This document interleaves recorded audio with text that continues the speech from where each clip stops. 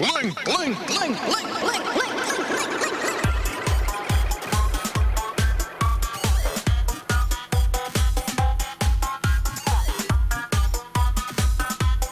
Okay, turning up music.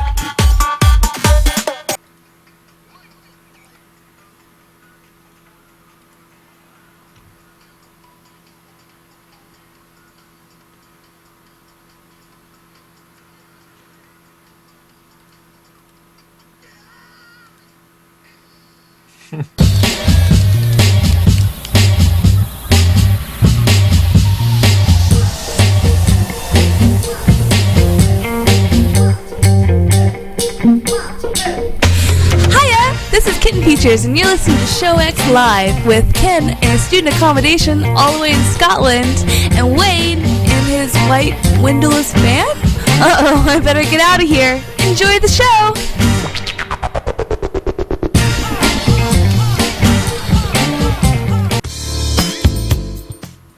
Hello, everybody, and welcome to Show X on VTWProductions.com. You're listening live Sunday, the 12th of June, 2016. Coming to you at 2 p.m. Eastern, 7 p.m. GMT, and joined as always by our good friend Ken. Now, I do want to start off the show real quick because it's unfortunate news, and it's what's just popping into the IRC.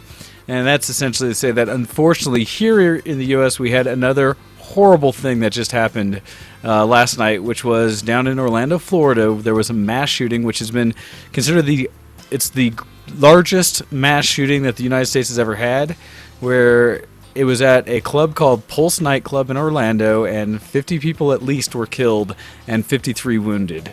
And there's a lot of things swirling around this one that we can't get into fully yet, since not all the facts are in, and unfortunately, it looks a lot like this could have been essentially a hate crime. It's being considered domestic terrorism right now because there's a U.S. person involved, but it was someone that's potentially linked to Afghanistani contacts and things like that, Muslim backgrounds.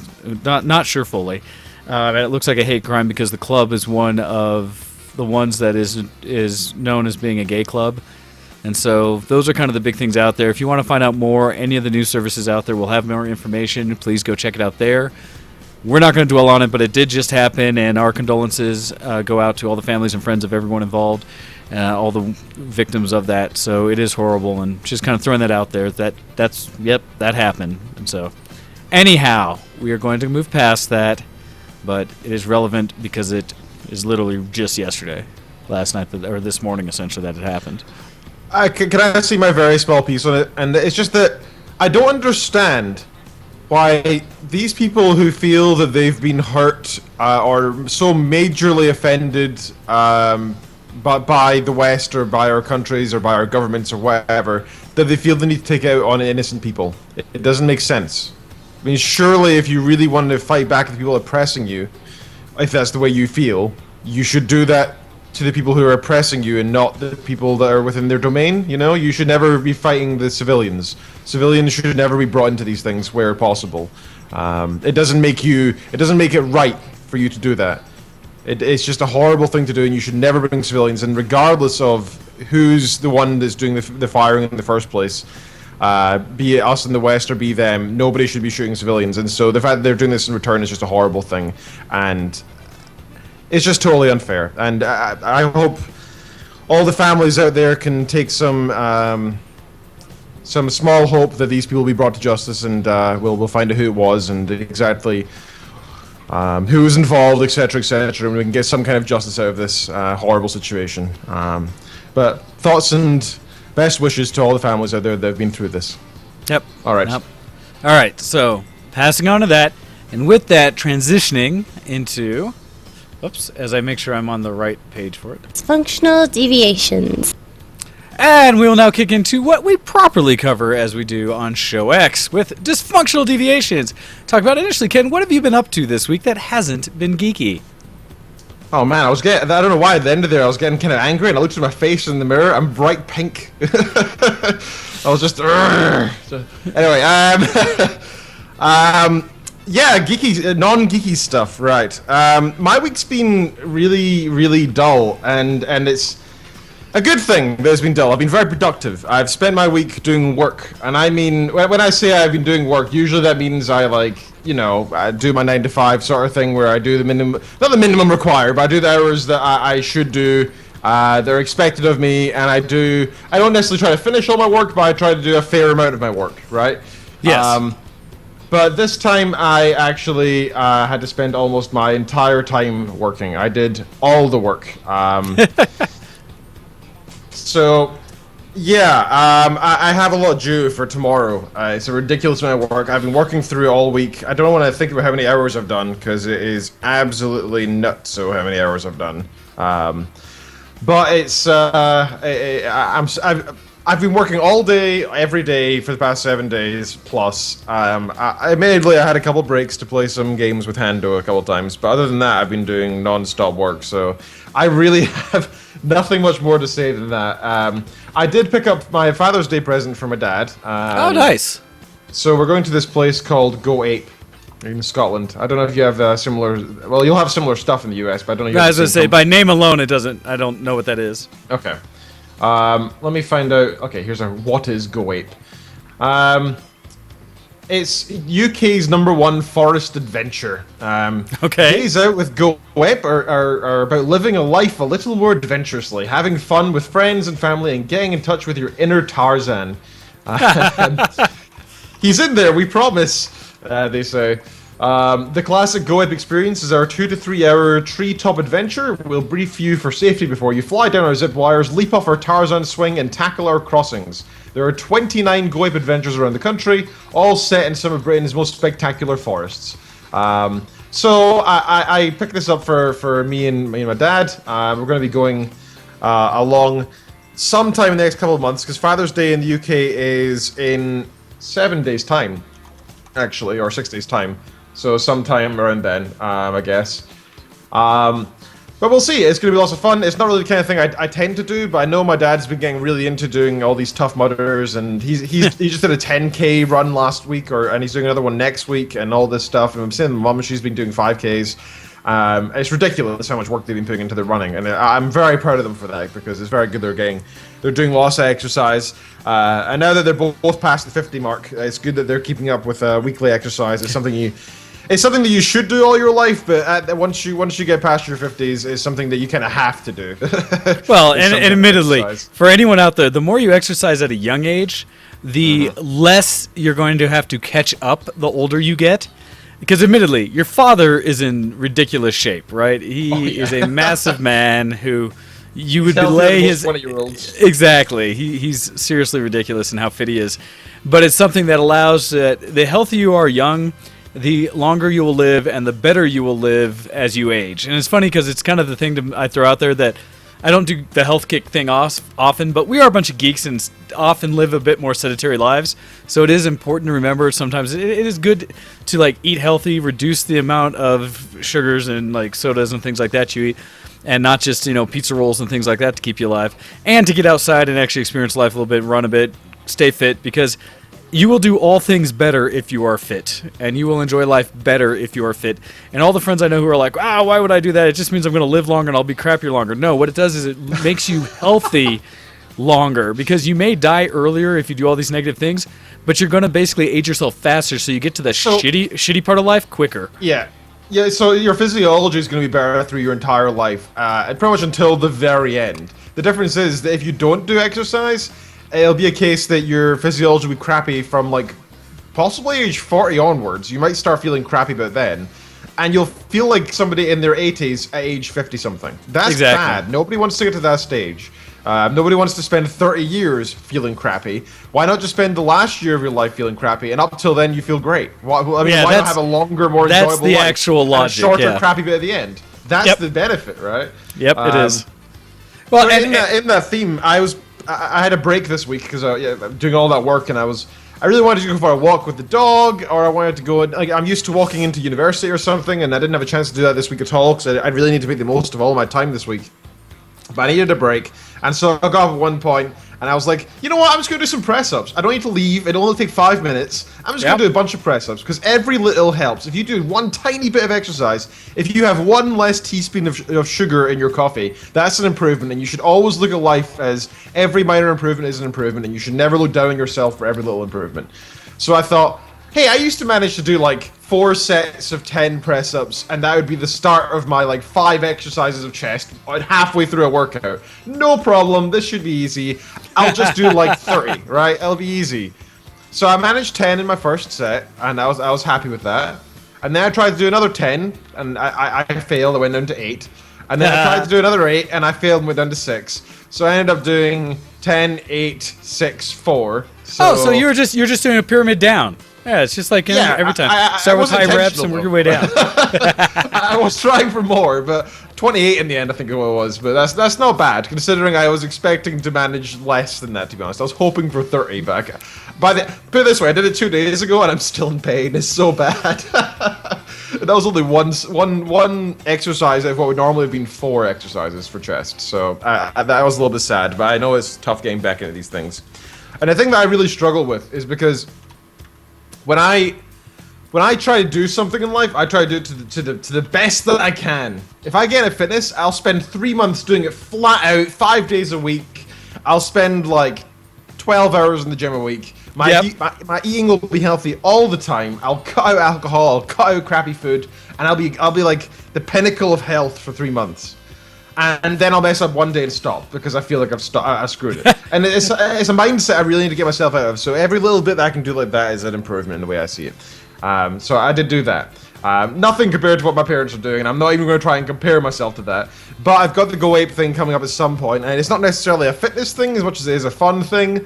But I still have a feeling I'll be out of breath just by doing it. That'll be fun.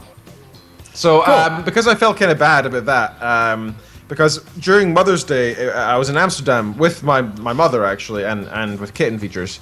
But I felt bad because we didn't really do anything for Mother's Day, so I picked her up a ticket for a comedy club, and also I got one for Kitten Features, and they can go together and have a girls' day out there or something. They can have a couple drinks, watch a couple of comedians, and they can have some fun in Glasgow. So that's what I have done in the past week. That's been all the fun stuff. Sir, what have you been up to in the past week that is not geeky? So, the biggest things that I've had that haven't been geeky this week is, if you remember last week at the end of the show, I was heading off with Fork to go... this way? Yeah, it was with Fork this time. To go see the Cure concert. And it was a heck of a show. I forget the name of the band that opened for them. It's the first time I've seen a band open for the Cure, but they only did about a 30-minute thing. And then they went off stage, and they did much like the Cure does, which I love, because the concert started at 7, basically started right on time with the first band, and they only played for about a half-hour set. And then normally between bands, you'll do about like a 30-minute break between, and then you'll come in with the next band, because it's long enough to clear equipment, kind of give you a second. They usually play some other music, and then the crowd kind of gets a little like, "Rah!" And then it happens, right? And in this case, though, because it's the Cure, they had just enough time to clear the instruments from the previous band, maybe 15 minutes? And it was kind of crazy, because then this group comes out, and it's funny because everyone on stage, the stagehands, the previous band, and the Cure were all wearing black. Like, all black. Much like most of the audience, because the band seems to come out... Well, because people have identified with them as being like a goth and then later in life emo type band. But it's just because... Cure? Well, it's because Robert Smith is always dressed in like all black, had his hair really teased out, and usually had like a whiter face and makeup on his eyes and lips. And people said, oh, look, he's so goth. Even though if you listen to the music, it's mostly love songs and stuff like that. Yeah, so, it's funny because of that. Yeah, it's not actually like gothic in the sense of what it is in statement, but it's just like the way it super looks. indie to me. This way It's funny, right? And they've been playing since 76-7 when the first album came out. So this other group of people are moving around stage, equipment moves out, right? Everyone's in black, so you're not really paying attention. Then a bunch of people walk out on stage, pick up the instruments and stuff, and it's kind of just play a note. And it's going for a second, and then it starts playing just like a little like riff behind, just real relaxed. And people are like, "Oh, maybe this is a sound check, right?" This and that. And he looks like, "But wait, is that Robert Smith? Is that the Cure?" Because they were just kind of out there, not even looking at the audience yet, just playing like a couple bam for a little bit. And then they turn around, walk up stage, and just keep playing. And it's like, "Oh, it's on! Let's go!" because they don't start the concert with a ton of fanfare. They just start playing, and part of the reason they do that is because they play a lot. And so one of the things for anyone curious, if you're, and especially if you are a fan of The Cure, I have it in the show notes, and I'm going to link it in the IRC. You're welcome to look at this now. Great site, thanks to my friend AJ, who is the guy who got me into The Cure back when we were kids. Found the set list of what they actually played at this concert. They played for, essentially they played, the concert was supposed to go from 7 to 10. As it hit 10 o'clock, they went to like 10:15, took a break. And it was like their second break they had taken, but they only take small breaks. Or instead of like a lot of bands that do encores where it takes 15 minutes of the crowd going encore, and they come back out. The Cure goes off, grabs a drink, stretches for a second, comes right back out and keeps playing. Maybe 2 minutes, 3 minutes break in between their set things. So they played from essentially 7:45 till like 11:30, with maybe 20 or 30 minutes of break throughout the entire thing. And so they do a set. That is not easy to do. And it's like every Cure concert I've been to. They did 32 songs in this concert. And just like, bam, hit it. So it was really phenomenal. Robert Smith was having fun. That's what it should be about. Because the way I see it, you're going there to see people play freaking music. You want to listen to some music. You're not going there to feed their egos. You're not going there to wait to cheer loud enough for them to come out. No, come out and play your freaking song. And by the way, when they change over bands, I don't understand. Even 50 minutes, by the way, is quite a long time in my opinion. I don't understand why they can't do it and optimize it and improve the efficiency like a freaking race car. Well, because why are these guys not so proficient at their job they can run in and out and do it like that? They do it as a matter of course, like the pace of a concert, so that the band doesn't have to play as long. And it's kind of how a lot of bands do. I've been to concerts where they purposely start like an hour late so that people buy more drinks at the bar before they start. It's a matter of the business side. The nice thing is The Cure avoids that. They go for the music, for the fans, and they just do their job and play it and have fun, and everybody had a blast. So it was a really, really great concert. Just boom. All right, and I went with great people. It was a lot of fun. Don't want to belabor that. Have more to talk to you about today, but that was a big thing. Other thing not geeky. Reaching over to the side here, just for people real quick for video purposes. If you're on the video, you will see this. Otherwise, you're just going to hear a little bit of discussion. So VTW member, our youngest member, I think officially, La Campette, she is really into geeky things, art, gaming, all this stuff. And one of the things she's got into a lot is anime. And in doing so, she's got a lot into artwork and things like that. And she started years ago with her artwork, originally trying to mimic some of the stuff like My Little Pony, things like that. And she's since been improving. One of the things I got her for like an early birthday present essentially was a how to draw book, because I feel like she could get much further along. And so I just want to show real quick some of the artwork she's done recently. She came up with a kind of robot variation of the My Little Ponies that I had seen something she did that just looked kind of cool. And so she did a whole series of them because she's like, hey, you like My Little Pony.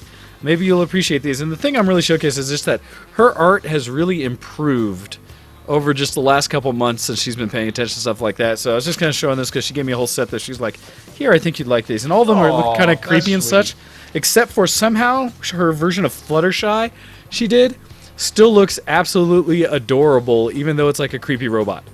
Something about the grin. And the final one I was going to show, she did a colored one that at first I didn't recognize, but is kind of the humanized version of the ponies. They did that for like a teen whatever thing. But it's another Fluttershy that she did colored in and stuff that looks really cool. So just kind of throw those out there to throw out some of her artwork because she was asking what I was going to do with it, and I'd find a place to put it. But figured I would share it on the show real quick and kind of do that. So really, that's been it for what I've been doing that hasn't been geeky. Now, people have been asking, can they email stuff in the show that's not geeky? You can email whatever you'd like into the show at showx@vtwproductions.com. We may spend more or less time on the subject depending on what it is you bring up, but we are always happy to read your emails. We like talking about geek stuff, and we love for people to give us topics to talk about. But either way, you send it in, and we'll somewhat monkey and read what we can. Somewhat in that we may edit things and say like, no, we can't say those words on air. And so, Speaking of which, that is both of our non-geek this week because we have some geek things to talk about. So we're going to switch this over and we're going to say, I'm a geek. Are you a geek? Geek Cred, level up! and as we're talking about emails, to start out Geek Cred today, we do have an email already sitting in here. And it's one that will... No, you're not calling in, Cupcheck, because I'm not going to answer it. I have someone else that's going to call in because I have a pre-set up show thing. So, you write in this week or you send us a segment. That's what you get for trying to be interactive and part of the show and have fun with us. How dare you? Normally I'd be all about letting anybody call in, but I have actually relevant to just doing geeky stuff that I have to cover here with a special guest we're going to have. Anyhow, our email coming in is from our friend Serathis. And it says, so the email is Warcraft, the movie, the game. And it says, Dear Crew X, peak geek achieved by watching the Everybody Wants to Bone Gorana flick. AKA CGI orcs acting better than humans flick, AKA Green Jesus, the beginning flick. With my guild! It was quite an experience seeing the faces behind the voices that I rated with. Someone, however, had the wonderful idea to translate all the names for the dub, making everyone in the audience groan, especially when someone says Doomhammer's name in my language. It sounds like something straight out of 3 Edgy 5U Edgelord's fanfic. This is because I forget where's Serathis from? I don't know. I thought he was actually from the US. This is surprising to me. Yeah, so I forget where. Anyhow, although not as terrible as hearing "fell" all the time. That particular word means up. Oh, there we go. Well, it means up in Hungarian. So essentially, the whole movie was about how up magic is destroying not one but 2 worlds. Personally, I think the movie's enjoyable but quite flawed. The exposition is rushed. Newcomers to the setting world would spend the first 20 minutes of the movie trying to memorize a dozen or so names, all while the actual world building is not done. For example, general technology level of the setting. They got pistols. Harvest no golems, submarines, warships, flying machines? Nope. Also, instant trust, just add Garona. While you were playing the forest, Ken, I was playing the water, aka Subnautica. Essentially, Minecraft and Vashir Zone had a baby. So if underwater exploration is your thing, this game is for you. It is still in early access and needs more polish, especially the UI, but fairly playable. No longer EA is the Solus project. Yes, finally a crafting survival exploration game excited EA. The legends are true. This particular walking simulator massively focuses on exploration, so if getting lost in caves is your thing, give it a shot. All right, Doom! Rip and terror! That's what I say. I expected this game to be a steaming pile of garbage and was very, very surprised when it turned into an effing amazing... No, it's not like the original games. This is something people get wrong. Combat in the original Doom was actually fairly slow waltz of target prioritization, while the new Doom is a mosh pit of death with constant movement and chain-killing demons for ammo and health. Also, the Snap Map editor is not a proper SDK. It's basically Lego Map Maker. You can make levels, but you can't create total conversions with it. Also, all of the most important thing, anyone who does not know where the whole rip and tear thing comes from, go search for the 1996 Doom comic. Video game scholars still debate whether this particular fruit of the 90s dark age of comics is for reals or a parody, but is a must-read for anyone playing the new Doom. That coming to us from Serathis, with much excitement and in love from that. All right. We have an email that came in for you to read, Ken, a quick one. That is supposedly, as it says, not a geeky thing. When you said we have an email, I didn't go and open it. But you heard, you see, all the people were saying they wanted to email it. Okay, no. All right, here we go. So this coming to us from Tom Bad Guy.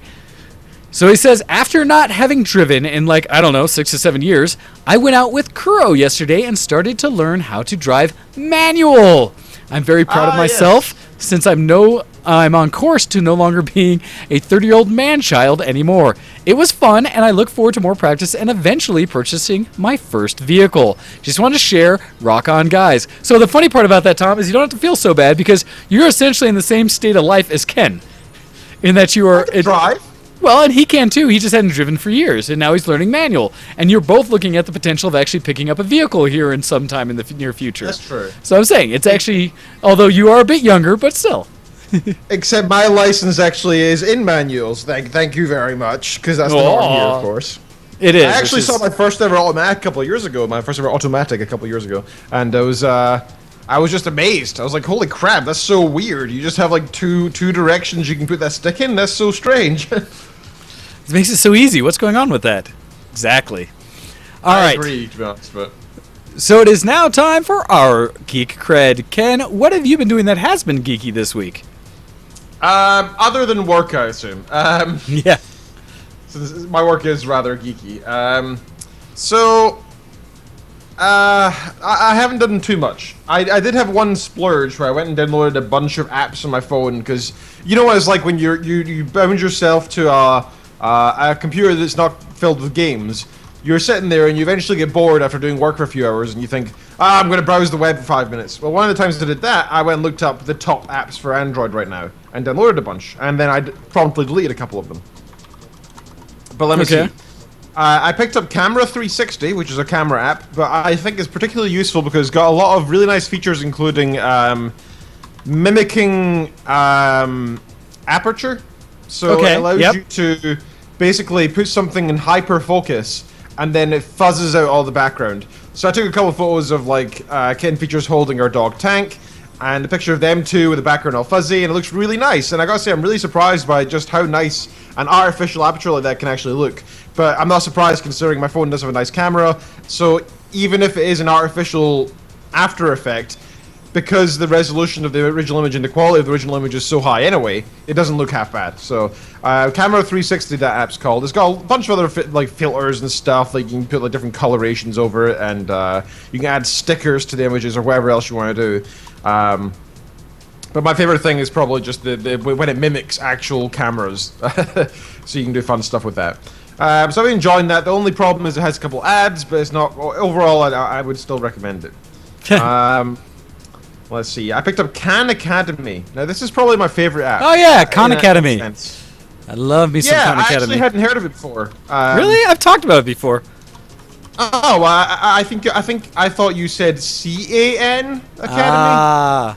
No, it's Khan Academy. Yeah. Yes.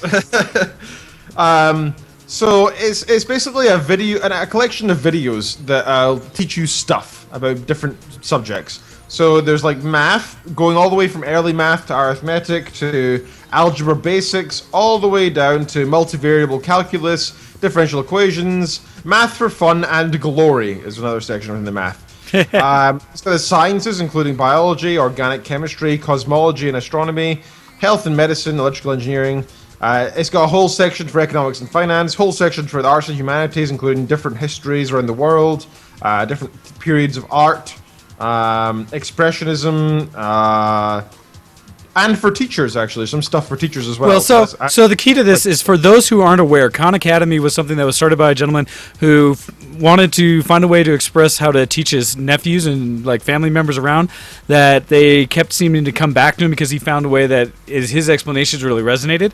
So he started putting videos on YouTube as a way for them to access them from anywhere they were at, since he didn't live the same place as his nephews. It caught on enough and other people started finding them that they kept requesting more and more of his type of video, because it really broke down the fundamentals initially of math very simply for anyone to learn. In doing so, he got so much pressure from it that he kept kind of putting them out, started structuring it, and eventually came up with the Khan Academy, which started out just essentially all these videos and an easy way to consume and learn new things. It's all free. And then it's expanded since then into the app as well as the website, khanacademy.org, where you can go and set up. It's designed both for teachers, parents, and students to all be involved in, where you can actually use this as an alternative way to teach students, where you spend all your time at home going through all the lecture as well as some practice things like that. And if you want in the classroom, you can spend all your time helping and working with people that are having trouble with specific concepts instead of doing the opposite. This way, all the hands-on with the teachers is spent helping refine what you learned and making sure you understand it, where all the kind of just sitting down and learning or listening is done at home through videos. And as a teacher, if your students are involved, you can actually track what they're all doing and their progress. And another way you can utilize is they've always suggested you can have students who did get it help students who didn't get through the curriculum. And it allows people to kind of self-pace their learning. And the beauty is now beyond math, and this is great for anyone. You can go from straight, I watched the addition, like the basic addition video that started from the very beginning of addition. And even then I was like, this is brilliant. The way he does this is so smart. And all the way up to higher math level, programming, sciences, all these other things, and now economics and other things they brought in. You can learn basically anything for free. So definitely check out Khan Academy if you have kids and trying to find ways to help them proceed. This is an amazing resource. All right, done. It's worthy of getting touted. So no, I agree, sir. I think you touted more than me because I don't have too much experience with it. For me, it was more of a case of I glanced through it. I glanced through the computing science section, to be honest, and I watched the first couple of videos in one of the sections I find interesting, which is the journey into information theory, and specifically to do with randomization techniques and stuff, because I find that quite interesting. Information entropy, etc. But I watched a couple of them, and I didn't realize when I first got the app that it's all videos, and that's the only thing that I dislike. And I know that's the feature of what this app was good about this app, so I can't really complain. But I was kind of hoping there'd be more quizzes, more interactive things. I like to be able to answer. I like to be able to read about something and then answer questions on it as well. So I was kind of sad when I didn't just have that as well. Yeah, I haven't looked at the app recently, but I mean, all those like quizzes and tests and stuff are on the website. So you can also go to the website and do that. I think the app was designed as just a way to quickly do your lectures, so that you could then go, because it's supposed to be one big program you do and track all your own progress and stuff. So it's really designed to be worked with the website, when you get home kind of thing. So just throwing it at both. All right. Okay. Go ahead. So I also downloaded Facebook's Moments. So was it Google's or was it Facebook's? Shows how memorable it was. I think it's Facebook. So basically, I was looking at Facebook Messenger because I needed to update on my phone, and it said recommended apps underneath it. And I thought, this is another thing by Facebook that I hadn't seen. I'm going to check now. I think it was Facebook. But I thought, hey, why not? I'll try out because, I trust this company to have good stuff, and if it integrates with their main and yes, it is Facebook. And if it integrates with their main stuff, it seems kind of useful. And the idea is, if you have an event, like for example, when we had Tank Fest the other week, we could have people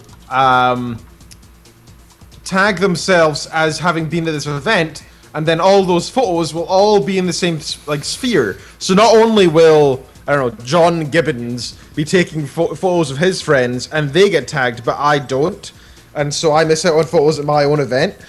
This way you can actually have them all together, and I thought that was a brilliant idea. But the way that it's done isn't like that. That's the way that it was explained to me in the info in the description section. But what it actually does is people can send you the photos that way.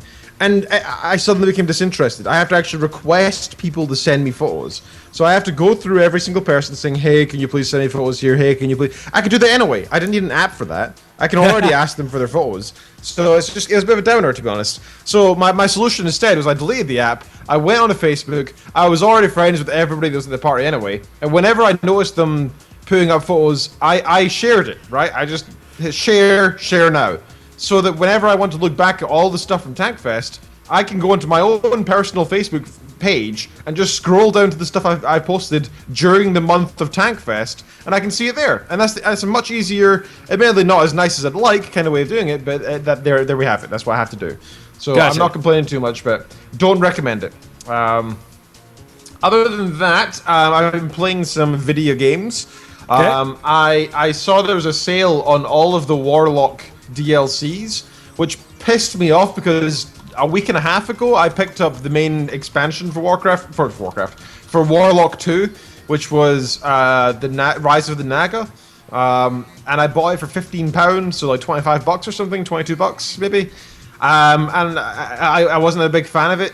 I was kind of sad to say, and then it went 75% off a few days afterwards, so I was even more sad. Aww. But all the DLC, which I hadn't picked up because I thought they looked, well, put it this way, you can get mods which do the same thing. Like, there was like 5 of them. They were all also 75% off, so they're £1 each. So I thought, hey, what's £1? I can get the official ones. They're probably a bit neater than the... The thing with the mods is, whenever you get a mod, kind of like the problem with Civ 5 is the same problem with Warlock 2. Any mod that makes a new character or a new unit uses the same skins and same art assets that are in the game. Which kind of sucks, because what's the point of playing it if everything looks the same? Even if it's like, oh, this is a mage and this is like a robot, it still just looks like a guy in robes, so I don't really believe. So I picked up mainly for the art assets, I suppose. I picked up all the DLC, and a total of £4 or something for everything. And so I actually prefer it. I've unlocked more worlds, I've unlocked more spells, I've unlocked more dudes you can play as well as more units in the game. And so that makes me happy, because I do like Warlock, and so does Ken Features. Nice. So that's good. I've been playing Orcs Must Die 2, a little bit with Hando. It's good fun. When we played together, our main goal is to pass the levels. But when I'm playing solo, which I've also been doing, my goal is to try and get 5 stars, 5 skills out of 5. Which is hard, because occasionally, even though you do the full level to your optimum ability, you realize that there's actually a secret bit inside the level that it doesn't tell you about, where you can go and collect a skull, and I was like, damn it! And I noticed that with a couple of them, so I'm going to have to go back to those ones and look harder for the secret skills. I did find one randomly, which I realized I couldn't have found in my first playthrough, because at the end of your first playthrough, you unlock this... a new ability here? Yeah. Yeah, which basically allows you to float places instead of just falling when you jump. Yep. So now that I can do that, I can actually reach some places that I couldn't before, but I haven't really paid too much attention to it, so now I think I need to. So yeah, Orcs Must Die is awesome fun. I really enjoy playing it, and me and Hando have been thoroughly enjoying that as well. But he's been in the mood for something not PvP, not so intense. So we're looking at games we have in common and yada yada yada. And I eventually said to him, "Hey, do you have Dead Rising 2?" And he says, no, I don't." And I said, "Well, hey, it's pretty cheap here." And I chucked it across to him. And we installed it and we started playing, and it's a lot of fun. Nice. I played Dead Rising 1 a lot, but I only played 2 for maybe half an hour or something in the past. So we played a couple hours of it. We find it really difficult to play anything. We find it really difficult to play for the reason it was made, which is to do the quests, to do the storyline. We keep getting distracted by like, hey, look at this, you can get on a skateboard and you can like, mow down zombies with your skate, or when you're doing a quest and you're trying to like escort somebody, you can pick up a wheelchair from a dude, one of the zombies. You can then put the wheelchair behind the guy you're escorting, put them in the wheelchair, and then cart them into the zombies and then kill zombies. It's great fun. It's ridiculous.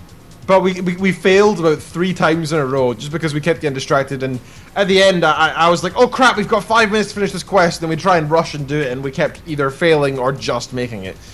And we failed again on something simple, and I said, screw it, let's go back and play Orcs Must Die for a little while, because I'm kind of sick. I'm sick of doing this one quest over and over.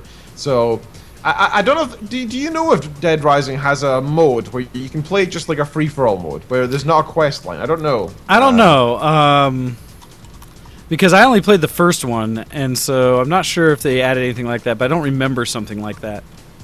Okay, well, if anybody knows, you do tell.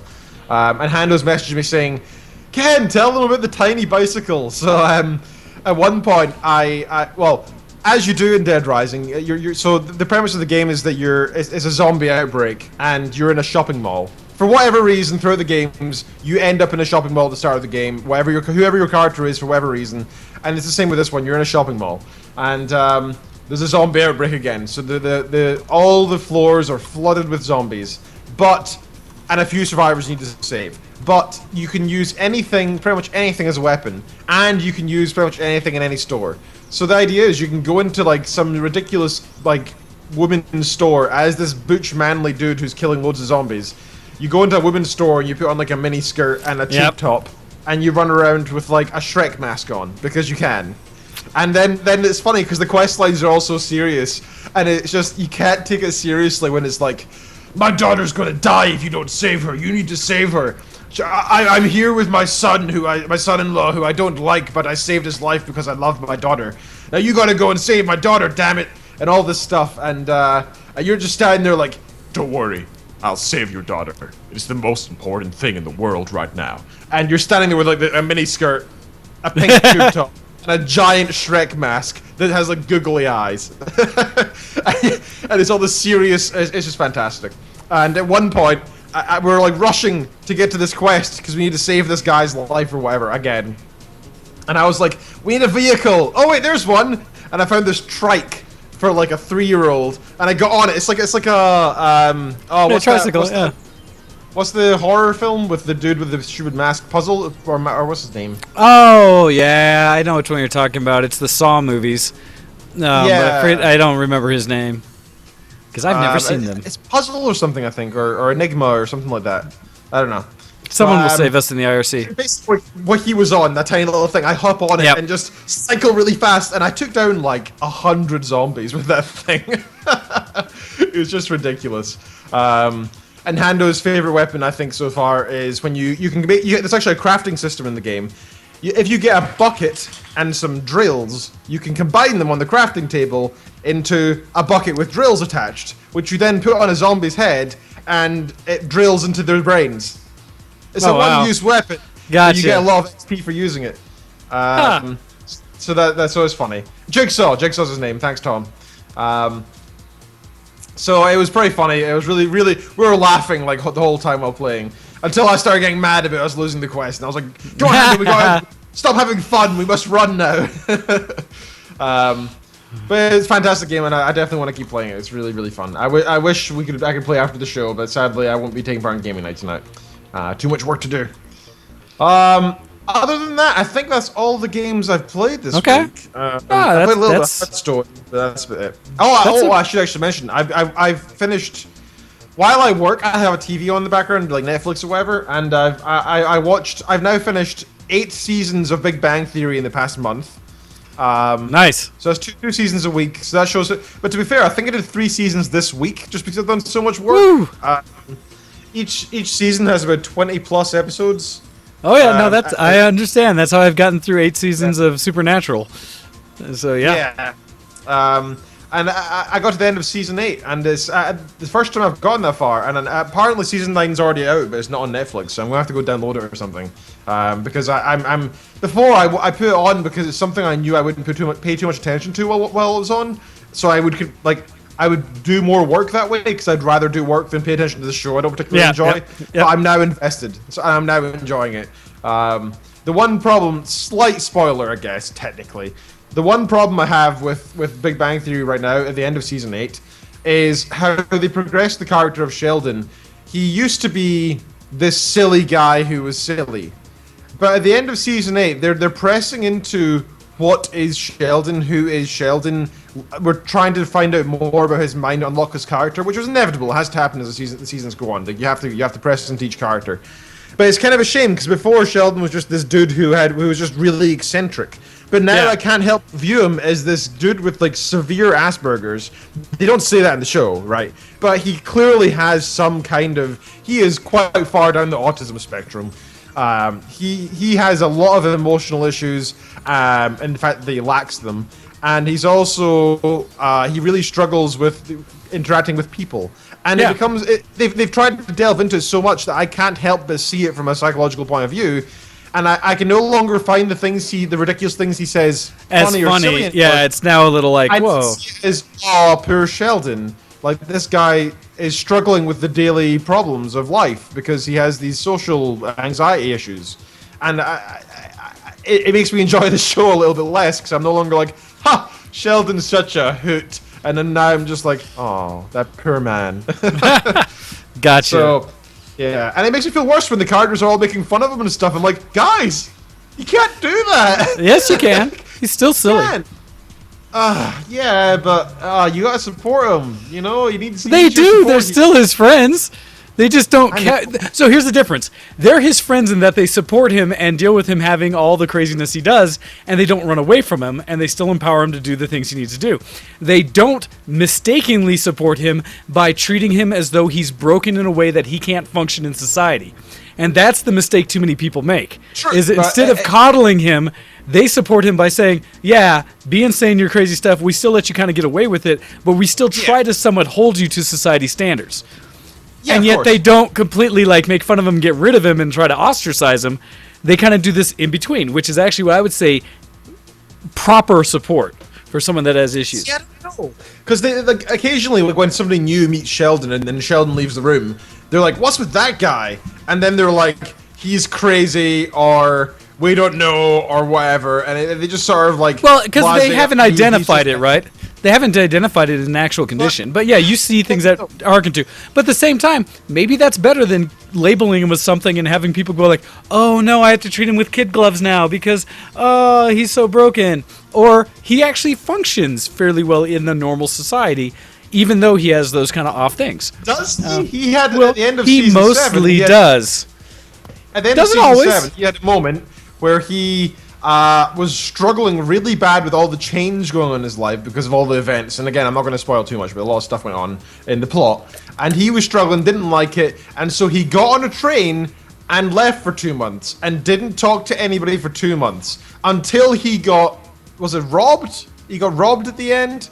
And lost all of his stuff. That's not really functioning. He also never left the trains or train stations in those 2 months because he likes trains. And Well, he that didn't sounds get like his own therapy. He also says he didn't eat any fruit for 2 months. And he didn't get any sunlight, and that's why he's so pale. That is not healthy. That is somebody who needs assistance in life. How so? because He he's managed to malnourished do at that just point. fine for 2 months until he was That's not just robbed. I think fine. he was That's fine. No, he didn't malnourished meet. is not He just didn't fine. meet your box of what fine is.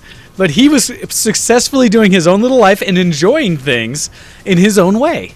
Okay? People need to give people more credit. He was doing fine. Anyhow, that's as we get off on a completely theoretical, we have nothing about a completely made up character. But so we did get another email in that is begging to be asked during this section, or read during this section, as it was from the discussion earlier. And this one comes to us from Cupcheck. And it says, so I was going to call in before I was completely shut down for attempting to break the stream and call in, but I am finally in a live show after what I feel absence way too long, which feels like almost 7 months. It says, I got off at 7 hours ago, and I'm awake long enough to play Heroes of the Storm ranked mode, even though I've got Overwatch, as I'm waiting on ranked mode. Capcom recently suspended Noel Brown for playing in any seeding tournaments for the Capcom Pro Tour for Street Fighter V for the next 365 days, due to him playing a side game of grab ass that turned out to be sexual harassment during the Top 8 stream at Combo Breaker last weekend. Yes, not only did this event happen in a room of about 300 fellow nerds, but an additional 20,000 saw it on the stream itself. To have people screen cap the incident as it floated around people's Twitter pages, which eventually got Capcom's higher-ups and slapped the suspension on him the following day, with the second offense giving him a lifetime ban. Let's pray he's not that stupid to do it again, and he will also be arrested.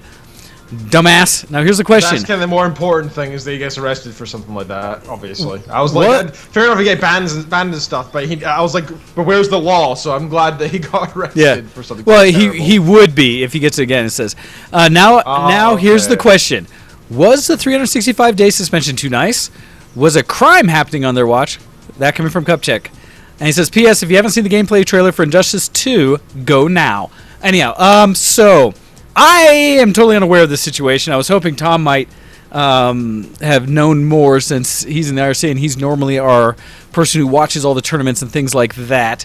Essentially, all I can say is if something happened on the stream, I mean, there's your evidence, but something happened between two people and one of the parties did not want it to happen to them and wishes to press charges on that happening, then by all means you go through the process necessary to do so. And I say it in a way because there are sometimes, because I don't know what happened, so I'm not trying to say this is lesser or greater of a crime because of that. But essentially saying, if something happened that was just inappropriate and someone didn't like it and they said, hey, stop that, don't do it again, and a person doesn't do it again, then maybe it doesn't need to be pursued any further, right? Depending on the act. It depends on the people involved. Yeah. Well, because something that might be innocent between two people because they're mostly friends, and someone kind of goes, slaps another person's ass, and they're like, hey, dude, please don't do that. Or a gal's like, nah, I don't want you doing that. And the guy's like, oh, my bad, sorry. It can be left at that, right? Versus if you were to do that randomly to some stranger that you have no idea, or someone who just is absolutely like, hey, whoa, that's, and they may take it further because they choose to.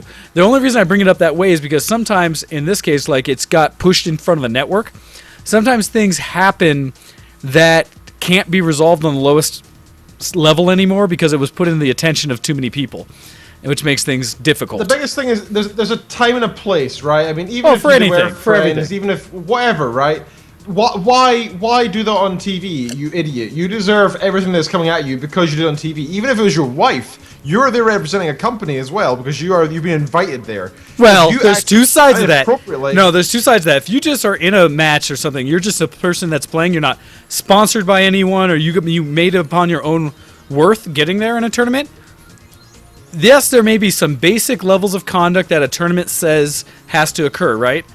But if you do something that some random person, but it's not specifically put in the rules, saying you're not allowed to, like say it doesn't say anything about public display of affection, and you win a tournament, your wife runs up to you and you grab her ass and make out with her because she's your wife, it's totally appropriate for you to do that with her.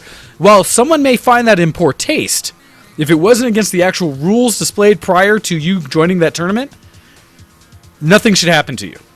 Because that should have been explicit, because that's retroactive because people made a stink, and that's not law. And so that's why I say I am very cut and dry about if you broke a rule or if somebody just didn't like what you did. Those are two very different things. That's and true. because you Okay, can't that's be fair. expected to be held to a standard you were not made aware of ahead of time. So there is that. I don't know. When it's a wife and husband. Well, but that it could kind be of- so. obviously that Say doesn't- so. Okay, not even wife and husband. Say a random fangirl from audience runs up to you, and you're like, "Hey, doesn't matter, right?" I'm just saying, as long as it doesn't break an actual rule, that's one thing. But anyhow, like I said, I don't know enough about the actual what happened, so yeah, that's that. I can't speak to it. The other side of it, though, when you talk about the gameplay trailer for Injustice 2, I actually watched that. And maybe it's because I'm a DC hater, I guess, as well. It looks so terrible to me. But that's because I hate DC's God characters. And that's just me. So, but I've talked about that before. I'm much more a Marvel fanboy. Anyhow. So that was the email. Any other thoughts before I transition into my Geek Cred? Nope, I'm happy. All right, so for me this week in Geek Cred is I'm going to try to break it up in two parts because after the break we're going to have a guest call in to talk more of it. So, Hando, you notice I didn't say the law and ignorance of. I said if it's not an explicitly stated rule versus someone's opinion of what happened. So I did say if it's not written in the rules. That's different than ignorance of the law. I did say difference between breaking a rule and not. Anyhow. So for my Geek Cred this week, the first thing I want to talk about is I did actually receive and get hold of and get installed my Oculus Rift.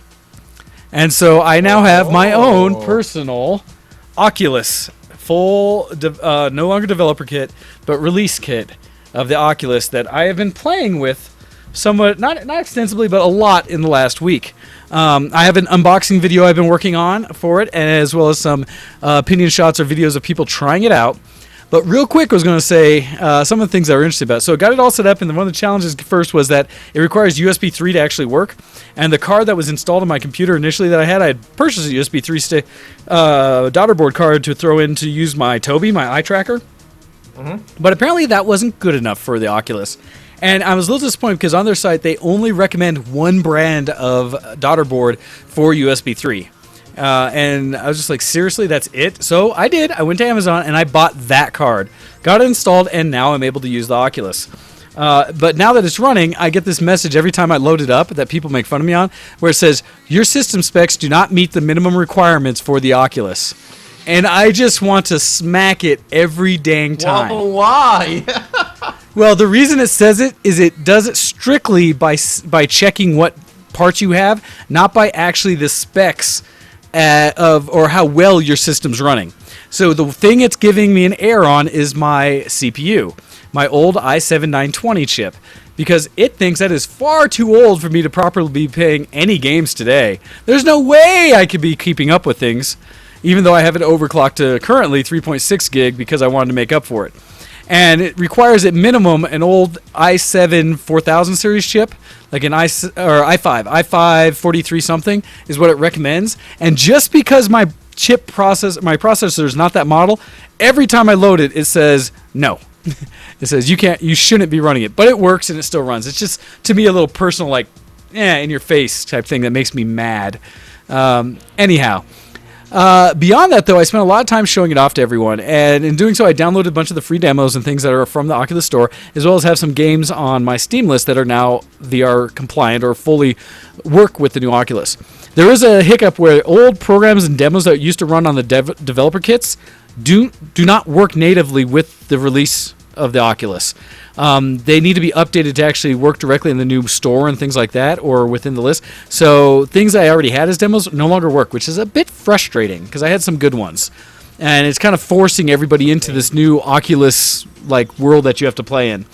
But the things I was showing is like their main demo reel, which is the Oculus Dream Deck, which kind of shows the canned demos they had in all the different to show anybody things. This little things that show you like 3D audio, some of the character generation, world stuff like that, where you can lean in and stuff and really get views.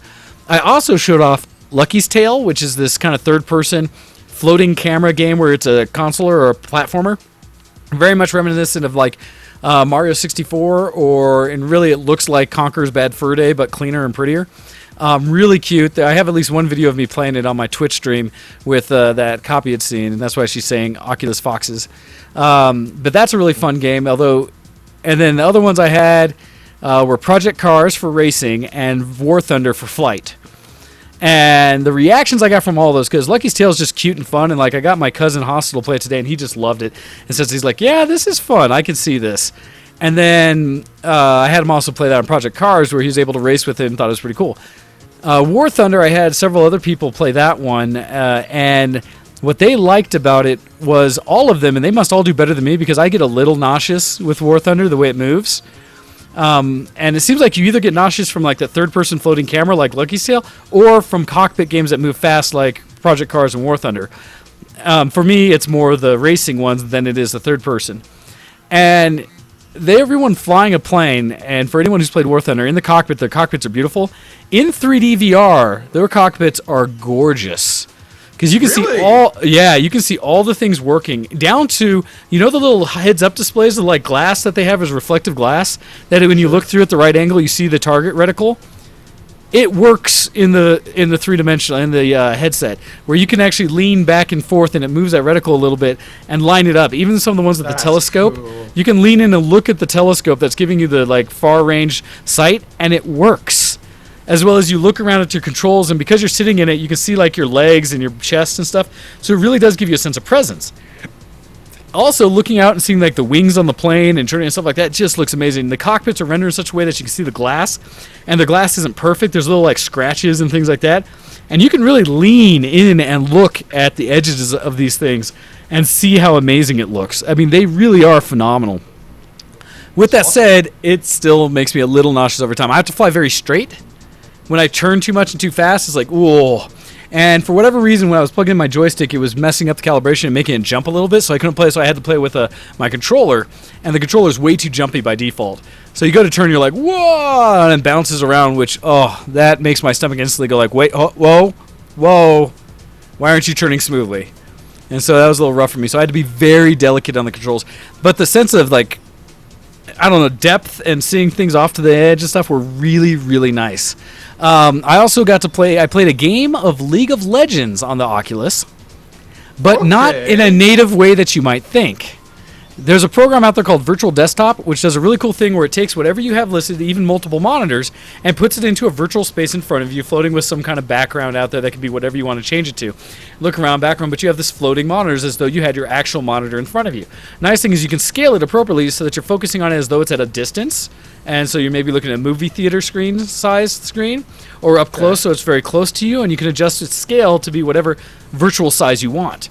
And so with my 3 monitors, it did that, but it also got rid of the bezels and just made this one panoramic view that kind of wrapped around, which is really slick. So then I played with that wraparound of all 3, League of Legends, full screen in the middle. And it worked.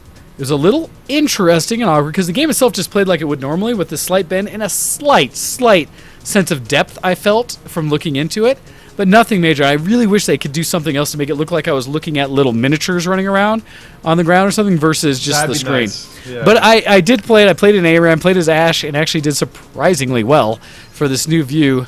Way better than the rest of my team. And it was like, Do you think it assisted you at all? No, it absolutely hindered me. But I still played fairly well. So it still worked because it was still just the desktop, but it was a little awkward with how precise I could move the mouse because it felt normal but not. It's just a little different and awkward, but it worked, which was kind of nice. Anyhow, so that's what I've been doing with the Oculus. I hope to do more and post some videos to see some things on it. So far I like it. General response has been, it is ready for prime time.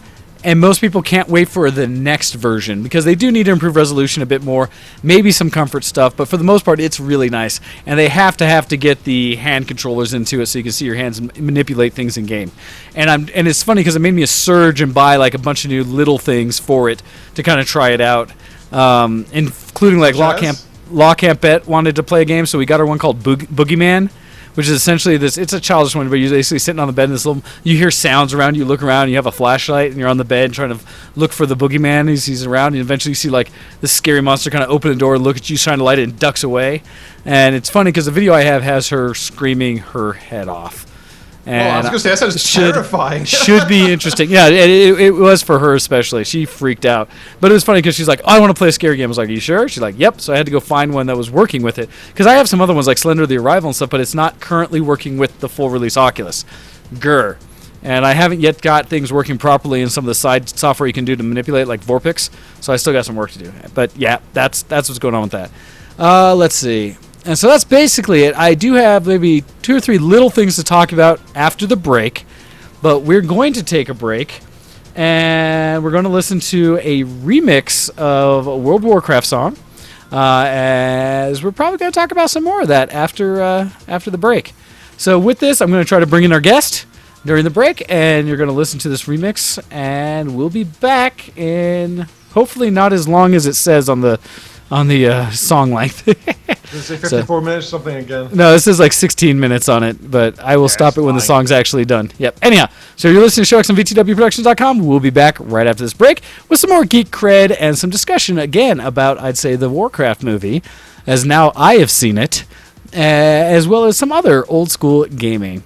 So you're listening to us, and we'll be back right after this. Send in your emails to showx@vtwproductions.com.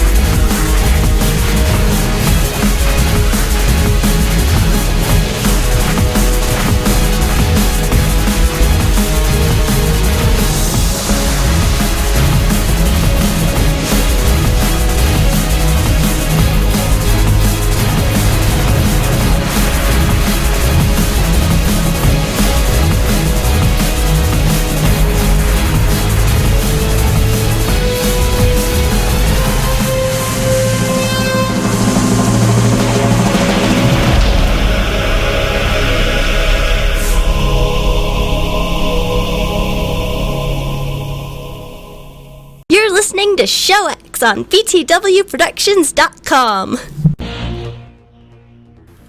Hey everybody, so we're back. I am having difficulty getting everything in how I'm supposed to try to bring our guest into the show. So it's being a challenge where I was able to call but not get them to join us. And so that's kind of weird. Let me give it a shot. I might be able to do it from here. Maybe because I'm the one hosting or something. Can you hear me okay, by the way, yeah? Yeah, I hear you just fine. And so... okay. Invite to group call. There we go. Yeah, that's weird. So for whatever reason, I couldn't. So yeah, maybe it's just because you were in charge. I be the host. That would be why. Haha! Success! See, it's because Ken was running the show, so that's why I couldn't do it. Anyhow, all right, perfect. So we are all set up to continue this, but I will first end by finishing up what I was discussing about Geek Cred, and then we will go into the reason we have our special guest. Awesome, perfect. All right, it's all working. So, with that, I finished up my discussion about Oculus. Other things that happened is on Friday, something came out on Netflix that people that are kids of the 80s might appreciate. And that is they presented the new version of Voltron Defenders of the Universe. And so Netflix partnered with, DreamWorks. To bring forward a new animated series called Voltron, and the same basically as the original Voltron series for anyone who watched it back in the day. Perhaps a smidge less cheesy. I'll put it this way, with more deliberate humor than it's just old and campy. So this one has somewhat of an anime style of drawing, but it's not really anime. It actually feels a lot more like Avatar, The Last Airbender, for the way it's animated and even the humor that's in the series. Just wanted to really quick throw it out there that essentially I threw a binge party to watch this as it released, because as Netflix does, they put all 13 episodes out at once, first thing on Friday morning. So we started somewhere around, I said noon, people arrived and kind of got around, so it wasn't until like 1 or so in the afternoon I actually got started. But we ended up watching, I want to say, about 5 episodes together. The first one's an hour-long premiere, and then every episode after that's like 23 minutes, the traditional like TV size without commercials. I just want to say, so far, I watched the whole series now within the day. We've only watched as a group, the 5, but then I watched the rest as I was also working on some props and things. And I really, really liked the new Voltron series. It feels so the original Voltron, but cleaner. All the same characters, same mindset of how it was doing something, but instead of the originals where they had just kind of every episode being separate things, Monster of the Week things, this was an episodic one that had a overarching storyline, and so you could see where it was going, which is really nice, and worked as a whole was great. And so I much recommend, if you have Netflix, check out the new Voltron. Unfortunately, it's only 13 episodes, but I will tell you there's also episodes that made me laugh my ass off, that I was sitting there like, I can't believe this is on my TV. It's so much fun. So really a good time. I mentioned prop making. I am working on currently all my costumes for this coming up Denver Comic Con next week, which may or may not affect me being on the show. We'll see. I have my costumes done. I'm recycling costumes. I actually decided I'm not doing my Zelgadis at DCC. I'll wait it for NDK because anime, and because that costume is kind of a pain in the butt to work with, and I don't have anyone who's more recognizable with me. So I'm going to hold that one and instead probably recycle some like maybe Mr. Satan and a couple others that I have in mind. It all depends on what my facial hair does in time. So we'll see what goes on with that. But the prop I'm making is a pendant, essentially, that wear on the chest for a character that I'm not... her name's Nevin, but I don't know what show or what comic book she's from. And with it, I'm trying to make a pendant that I carved out of foam, and now I'm trying to wrap with paper mache.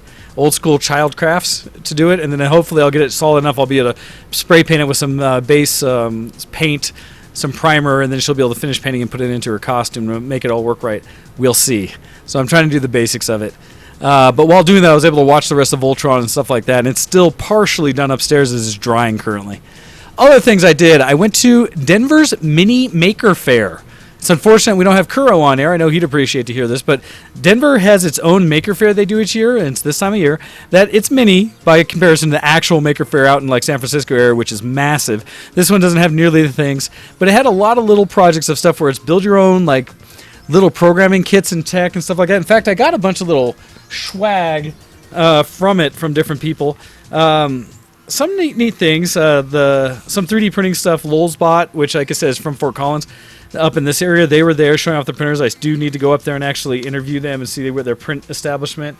There were some cool little like things for kids learning to program.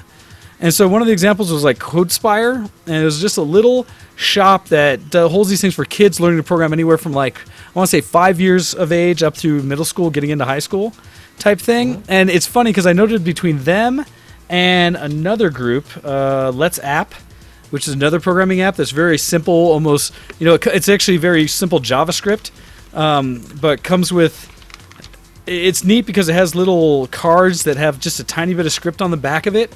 And that little bit of script does in their little workspace allows you to actually see what it's doing, all in JavaScript. And so they give these things out to the kids that you subscribe to, and they learn little projects each month. But it's just all these tools they have for teaching essentially kids how to code that we never had. And I'm so jealous because I probably would be so much better a coder if I had things like this. But they also had like 3D printing. They had some extrusion stuff like a 3D CNC mill, and they had some things outside with solar, and they actually had a group out there that was teaching people how to work with sheet metal. The people who would make ducting for buildings and stuff like that, because they have a whole apprentice program for sheet metal work. And it was kind of cool. If you're in the Denver area, this is kind of just a random shout out, but I'm going to give it to them because it was a cool setup they had. They have areas throughout Colorado, north, south, and here in Denver area. But they have an apprenticeship program that is a paid apprenticeship.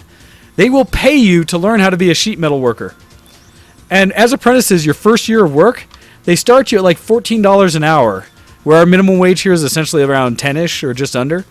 Wow, that's unusual for apprenticeship. Right? That's really cool. Well, and by the fourth year, you make $24 an hour. Oh, wow. In apprenticeship.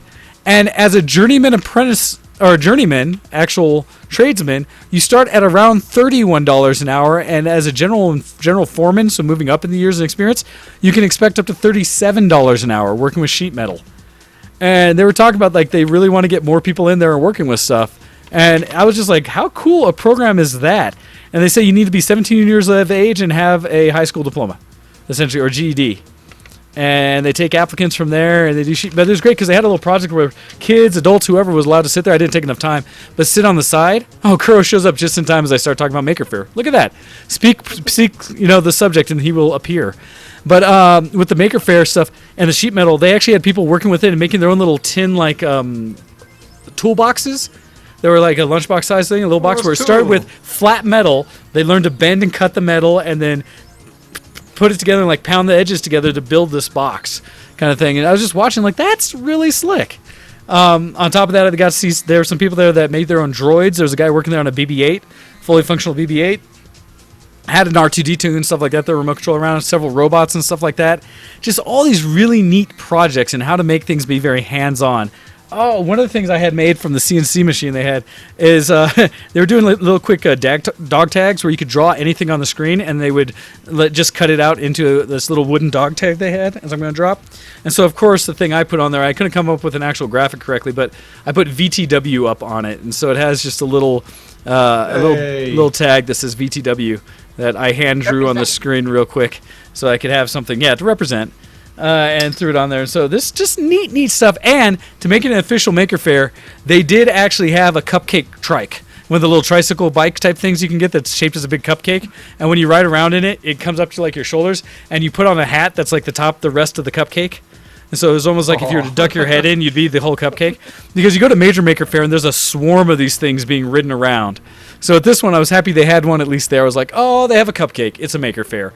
And they did have at least one thing, although I don't think it was working, of a fully metalized made dragon in the corner that breathed fire. But that was on the outside of the exhibits and stuff. So that was neat. I was happy I at least got to go and check it out real quick.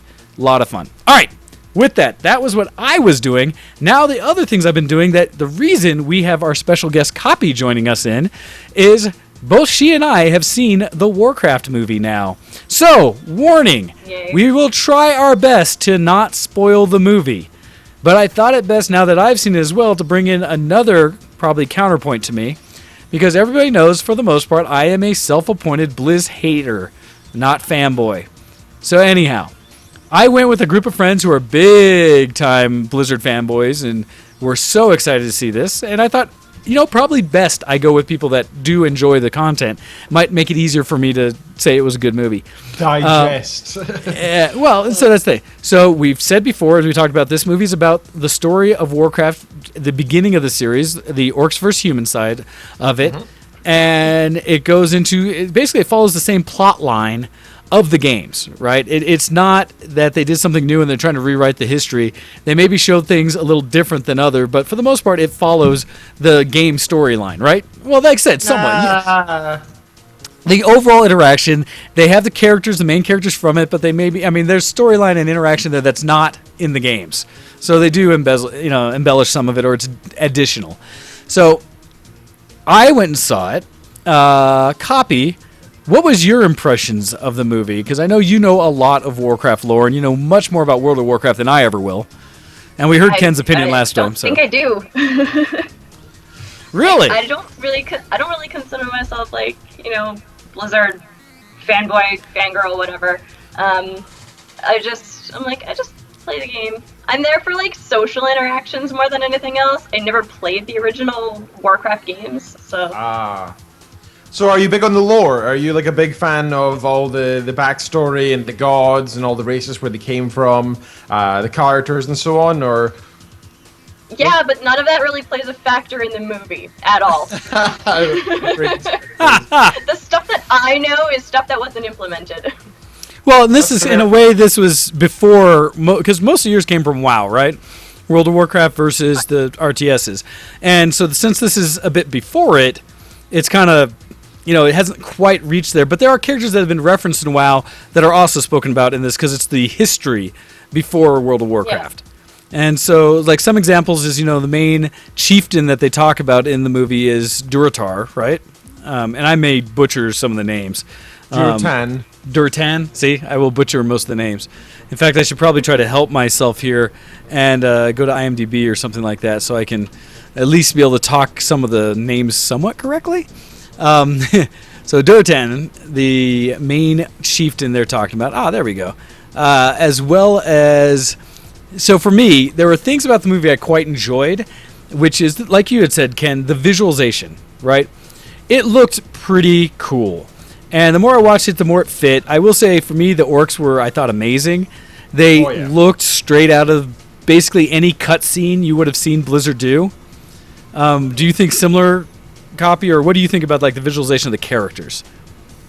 Oh, the orcs were beautiful. I'm like, humans, I'm like, this is the live action part of it that I was expecting like full CG from Blizzard. And I'm like, I think everybody was, yeah. As humans, and I was just like, I'm more interested in the orcs. They had a better story too. Like, I was more interested when they were on screen. I was just like, okay, cool. And now it's just like, the humans are talking politics. Look, they threw like 2 elves in the background just because. And they didn't do anything. So to be fair, at that time in the lore, there was interaction with the elves. It was orcs versus humans. It was this case of they said, "Can we get help?" They couldn't. Yeah, no, it was orcs versus humans original. They at least played some homage to the other races, so you could see that they would probably include them in the future, right? Because that was the thing. You didn't really get the other races until Warcraft 2 and especially Warcraft 3, where you get a ton of the other race part. And admittedly, this was kind of a mix of the storyline because they kind of pressed together some of the story from all 3 of the Warcraft RTSs. Because especially, what's his name? Medivh. Because Medivh, the way they portray him, is actually more like Warcraft 3 than it is Warcraft 1 and 2. And so they did kind of do this weird, mashing of all the storylines. So speaking of corruption.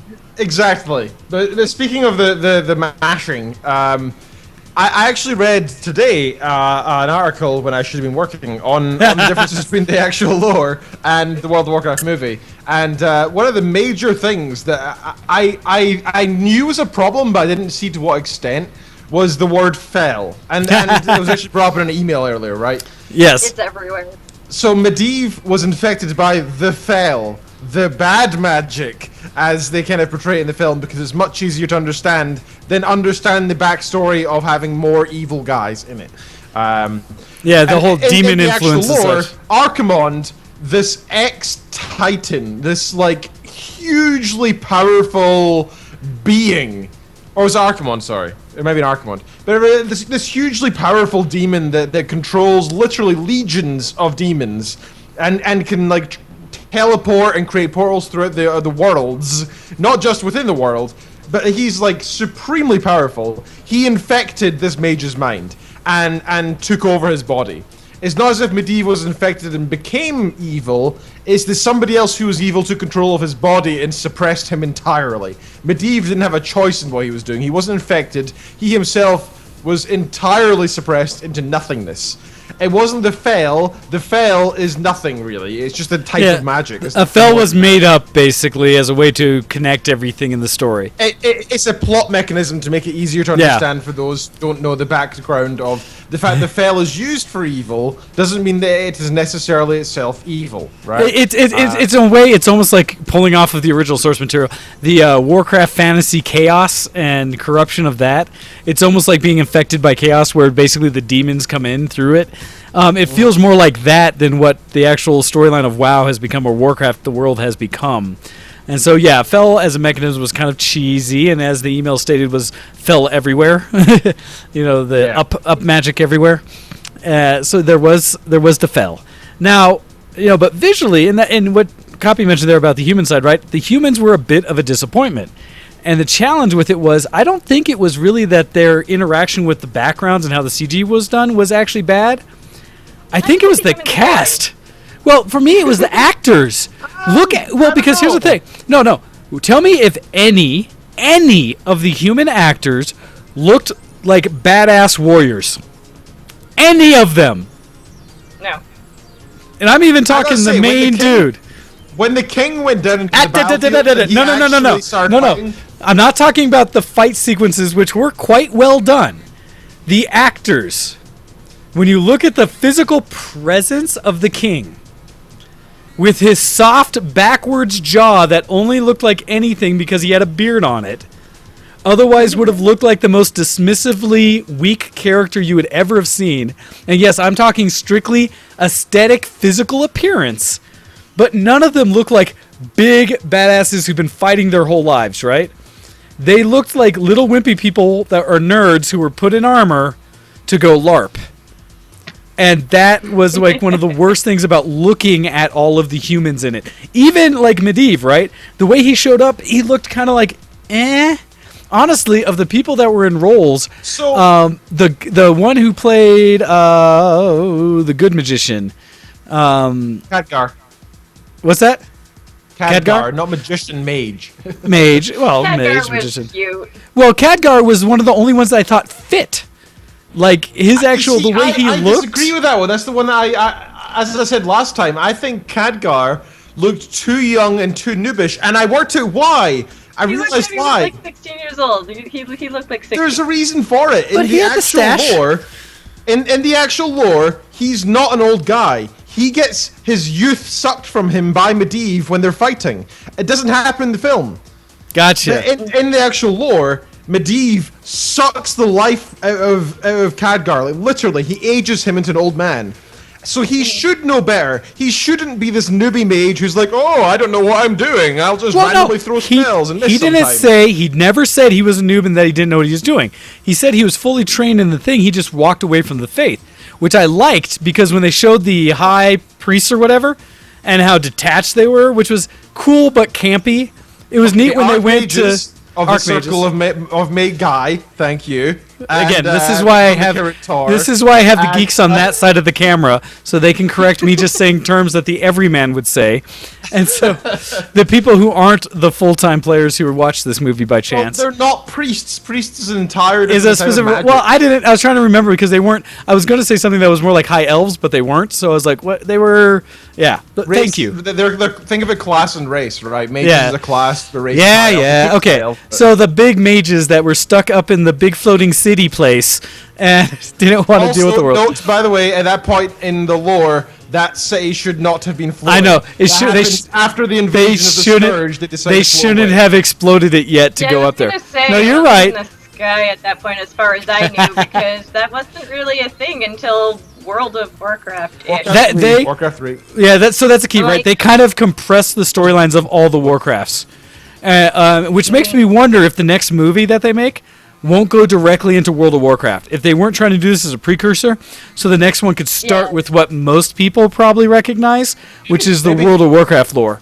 I'm just guessing, because when I saw him, especially when I saw Medivh wearing like the cloak of feathers, I was like, and they hearken to the Raven and everything, and finally show it like once or twice a little bit. I was like, that but that was all three. Teleport everywhere. Medivh was never seen doing magic. He was just seen as this guy. Yeah, you're right. You're right. He was manipulating. manipulating. Yeah, he was manipulating both sides essentially in the actual game.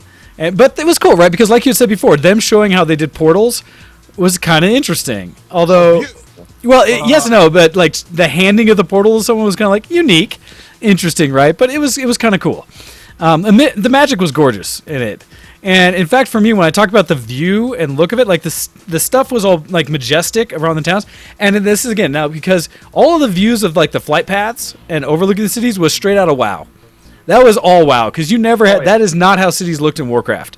And so, understandable. To be fair, it's because the generations of games. In well, the it's original just Warcraft way games, different. They might have been more correct to the lore, but in World of Warcraft, one, you'll remember that more, and two, they had to make them more expansive because you can actually explore further. Well, and they're now cities and stuff versus a level.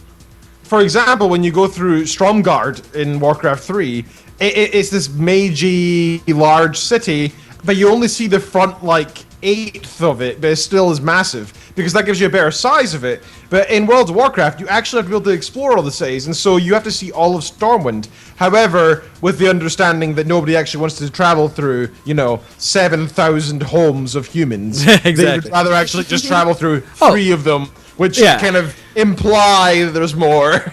Yeah. These 8 huts, right? But everybody here lives here, right? So, I understand the reason they do that in the game, absolutely. But so my question was going to be for both of you, and Kopii starting with you, when they did kind of the flight pathing, right, the griffining, flying around, some of those vistas of the mountains and overlooking as they're just flying, did those look reminiscent of zones and areas you recognize? Because for me, I barely fly past any alliance. I was always Hordy. And so these weird griffin things with proper wervens and such, but... I mean, I recognized stuff for what it was, but it wasn't exactly to my memory. A lot of it, again, pre-Cataclysm. I'm just like, was it like that? I don't remember. Like, I don't recall that being there. And I'm thinking, like, I'm questioning myself, like, was that in fact there? Or is this just my memory failing? Or is it... I don't know. No, I understand what you're saying. I do. I gotta say though, when they did the Goldshire thing, you could tell which people in the theater played on the Moonguard server. We all had a good laugh about that. Hey, what was the thing that got you all to kind of discuss together? Yeah. There's no one dancing on the tables. What the shit? No naked night elves doing their dance. Exactly. I'm like, there aren't like druids in cat form all humping each other outside the inn. Because for those who don't know, Goldshire is where things get down. That's where all of your gold gets shired. And so, it was funny though when they did say go to Goldshire and stuff like that. I was like, I was actually laughing because the outside view of it real quickly didn't match up in my mind with how it should have been. Like, it was almost too foresty and you didn't really see enough buildings there. But I was like, yeah, it was, which is kind of like Goldshire just outside of, right? But in the town itself, I was like, not in the middle of the forest. No. It's like an inn in the middle of the forest. It's cleared out a little bit, right? Yeah. So, but that's why I was asking about those things, because admittedly, when you see some of the cities, and now this is a slight spoiler, I mean, it's there, you're going to see it, but when you do see it, it's gorgeous. When you see Stormwind, right, it is pretty. When you see Ironforge, that was the one that got me. Seeing Ironforge from the outside, I was like, oh, that's cool. That's cool.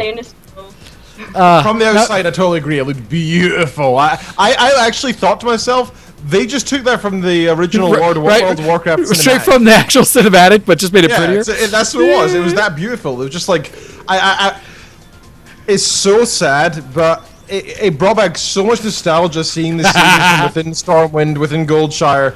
Each time that happened, I caught my breath like, holy crap, that's I've been there. That's where I spent weeks, months of my life hanging out there with my friends and my family, and I've been there. And that's one of my favorite things with Warcraft movies. It really evoked through the musical scores, which were all inspired by previous games. Oh yeah. As No, well the music was great. Areas. And by the way, linking back to the Griffin thing you're saying with flying over, yes, I played Alliance originally back in Classic for years. So flying over those areas did evoke a lot of, even seeing Stormwind, seeing Goldshire, even when they mentioned Red Ridge Mountains, I just got a shiver like, ooh, they're talking about actual Warcraft here. This isn't just a detached film, this is the real thing. And so they definitely linked in a lot of stuff with the games, and I think they did that really well. That was one thing they did perfectly. No, I agree. Not more than definitely with the well, again, and I think there's something where they are trying to be creatively find a way to get through everything, and hopefully they have a plan. I'm a big fan of any studio that has a 3 or 4 movie or year plan of how they get it all to match together, because you will see that in the end. Everything ties together better when they do that, not a one-off where hopefully this is good enough and then we'll think about making another one, but writing it, because everyone said you could feel where this will continue. And it sucked because, like I said, none of the humans compelled me. The closest was, to me, Khadgar, where it just at least felt like, okay, this character makes more sense to me, the way he's being acted and where he fits into the story they're doing. The rest of them were so blah. As humans. From the orc side, oh my goodness, the orcs were awesome. They looked straight out of the game, but brought to life. And the way they interacted, the way they fought, the way the towns were set up. Although I do laugh and I wonder when they set up their huts where they got all the massive tusks, because they didn't bring them with them through the black portal. And so it's like, but all their huts looked like it, but you didn't see them ever like killing any big, creatures from around. That part made me laugh because everything was right away like orcs, which was fun. But the look was great. The way they interact, the fighting, the honor piece, and honestly, like my favorite visually of it that made me think mostly to the like cinematics from World of Warcraft was Gul'dan. The way they did him as basically a warlock, right, controlling the fellow and everything, but his look, that to me was straight out of cinematics. Now, really, what it looked more like to me was it fit more the World of Warcraft version of the undead. And actually, the he was Forsaken. So corrupt. He was barely human. Oh, barely orc. But he looked like that. His way they showed him looked a lot like the initial cinematic of the Forsaken, right? The undead bringing forward the plague, and everything. Where it had that look and feel to it to me, but from the Fel and orc side of it, that in animation, the way his face moved, everything was more just like, yeah, that guy is awesome.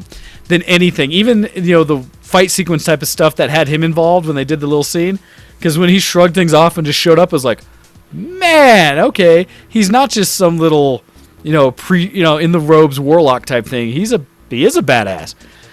Presence. Yeah, I think they did him better actually in the films than they did in the games, because in the films. You're right, he had a presence as this powerful warlock. But in the games, you saw him as this weak old man with a staff. Yeah. Who did some spells to the main character, but that was it, really. He was a little bit of a pain in the latest expansion.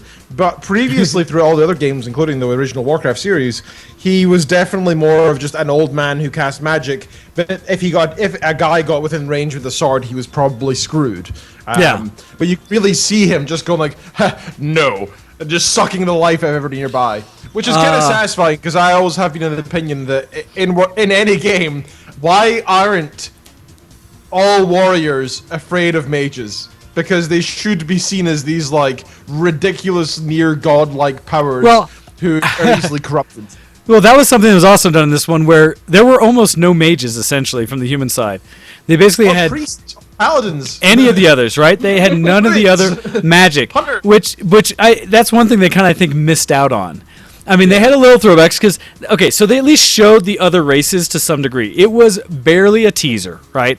They were kind of there. Admittedly, while it looked very out of the game, I was not that impressed with any of the other races shown except for the dwarves. I thought they caught the dwarves like straight out of the game in cinematics. Were the elves, the high elves type thing, or whatever, the night elves, right? Were they? Night elves. High elves. Yeah. They're night elves at that point. Yeah, but they were like, yeah, there you go. But they were like, you know, I didn't really like and such, and just kind of the little glimpse you get, and even the higher up mages, I didn't really like. What I will say, so that we don't spend the whole episode on this, but just kind of, is that I do have hope because, all right, I enjoyed the film, but I would never say it was a blockbuster and should not earn any kind of awards, really. Maybe for CG, but how's it doing in the office? Is it making lots of money? No clue. I have not looked at that. Let's see if they have anything here that shows it. Because admittedly, its overall Metascore type things from IMDb is low. It's getting a 32 out of 100. Its overall IMDb rating is 7.7 out of 10, and that's primarily from the users. Critics gave it like 39 out of 100. Terrible scores on critics. But box office, it looks like it has, in China, it was 156 million. Overall, overseas was like 261 million. So it's doing quite well. Okay, I'm glad to hear they made the money back because when I last checked, they were on 8 million profit when they spent 120 making it or something. Yeah, and something I was like that. Uh-oh. Well, and so we'll see. My hope, because I don't want to spoil any of these, but there's a lot of call-outs for people who know. Things that they put as scenes or a simple spell that was cast real quick or things like that were done for people who know the game and really appreciated it. They did do a few things like that you just saw it in the scene, you're like, that's cool, right? My hope, because I don't think most regular people who don't play any of it will really get the movie. I understand people thinking it's kind of meh if you're not a Warcraft fan, because it really is. I mean, you need to know some of the context to make it solid. Otherwise, the movie is okay. I hope that they do fund another, and when they do, it moves more towards the World of Warcraft time frame, and they absolutely have to showcase the other races. I want to see a full-on town, the villages of Tauren, right? I really do. I want to see the Forsaken. I want to see the Undead. So because that's the problem. They've shown the Well, they didn't show the founding. They show the precursor to the founding of the Alliance. Right? The reason the Alliance gets founded, right, is because Stormwind gets sacked at the end of that film, as it should have done, but didn't in the film. Stormwind gets wrecked, gets absolutely destroyed by the Horde, and at that point they decide to make the Alliance because they're like, oh crap, if the humans have fallen, we must come together to save ourselves. And so it's only like the last of the humans and all the other races still as powerful as they were. The problem is, the current step for it doesn't really fit, and that's where this one kind of ended in a funny way, because the Horde came through, and you get to see the Horde story, right, and how it's not cut and dry, and they were being manipulated mostly, just like the true storyline. But I have this hope, right, because I want to see the Horde form, because I want to see the prejudice of the Alliance against the other races that are not considered the pretty races, right? I want to see why the cows are now considered evil initially. Fair, it's because that's in Kalimdor and they haven't actually met them. Well, but that's to say. So I want to see that because I think they could do such a good job. And especially with the Undead. Now, granted, that's where I started playing World of Warcraft, was Undead. And there's scenes in there that would be beautiful, but unfortunately we don't get the city getting destroyed to be able to get the Undead City. But I would love to see some of the ogres and stuff, or what are the creations that run around, the big fat ones with the chains and stuff. They're pieced together golem type things. Yeah, the abominations and stuff. I would love to see that on screen, because I was disappointed in the movie that the only thing you see essentially is a golem, and I thought it was actually kind of terrible. I think it was mediocre. It didn't look like Gollum does in the game. Well, anything. I didn't think it fit anything. I was like, this is dumb. That part bugged me. I would really, really like to see the Warcraft 3 and Frozen Throne storylines, specifically Frozen Throne. I'd like to watch the stories of Illidan and Arthas. Yeah, those are awesome. Those two as movies, oh my god, I would probably cry throughout. That's so bad. There's a lot of potential. The storyline is so good. Yep. The fall of a paladin into a death knight, and then him betraying all his friends with Jaina involved, etc. And Uther falling as a paladin, and when he kills his own dad, the king Menethil, that would be awesome. I would love. I would pay through. It would be a good story, but they need to find some humans that have worked out a bit and actually have a presence. So finishing up this discussion, since we have talked Kopii, what was your overall, like, what would you suggest this for others, your overall just general feeling of the movie, and what you think going forward you'd like to see? I'm not hugely into Warcraft. I just kind of played World of Warcraft for more of a social thing than anything else, but I did enjoy it, and I don't know if I would recommend it for non-WoW players, because even some of the references were lost on me, because, again, me as well. Not that into the lore and stuff, and I'm just like, okay, I get most of it, and it's just like, again, in the theater, you could tell which people were getting other references and stuff, that I was just like, gonna have to look into that later. I was surprised how many I did get, but there were still things I missed. I understand that's for sure. So, no, that's a good... Again, I think that's kind of a consistent message to put out there to everyone, is that if you're a fan, you should see it. If not, you may see it with others and ask questions, but you may not really get it. And so that's just how it may be. All right. So I want to switch gears, because we had one other thing that we did that Kopii was also a part of, but unfortunately Ken not as much, but hopefully you can ask questions about what we did. So the other thing we did is we had our first get-together, essentially, of playing Dungeons and Dragons, the old school pencil and paper role-playing game. Now, I say old school, we are playing 5th edition, which is the current one that's come out from Wizards of the Coast, but it is... We're also playing entirely digital. So that's the fight part. So there it's is like... no paper.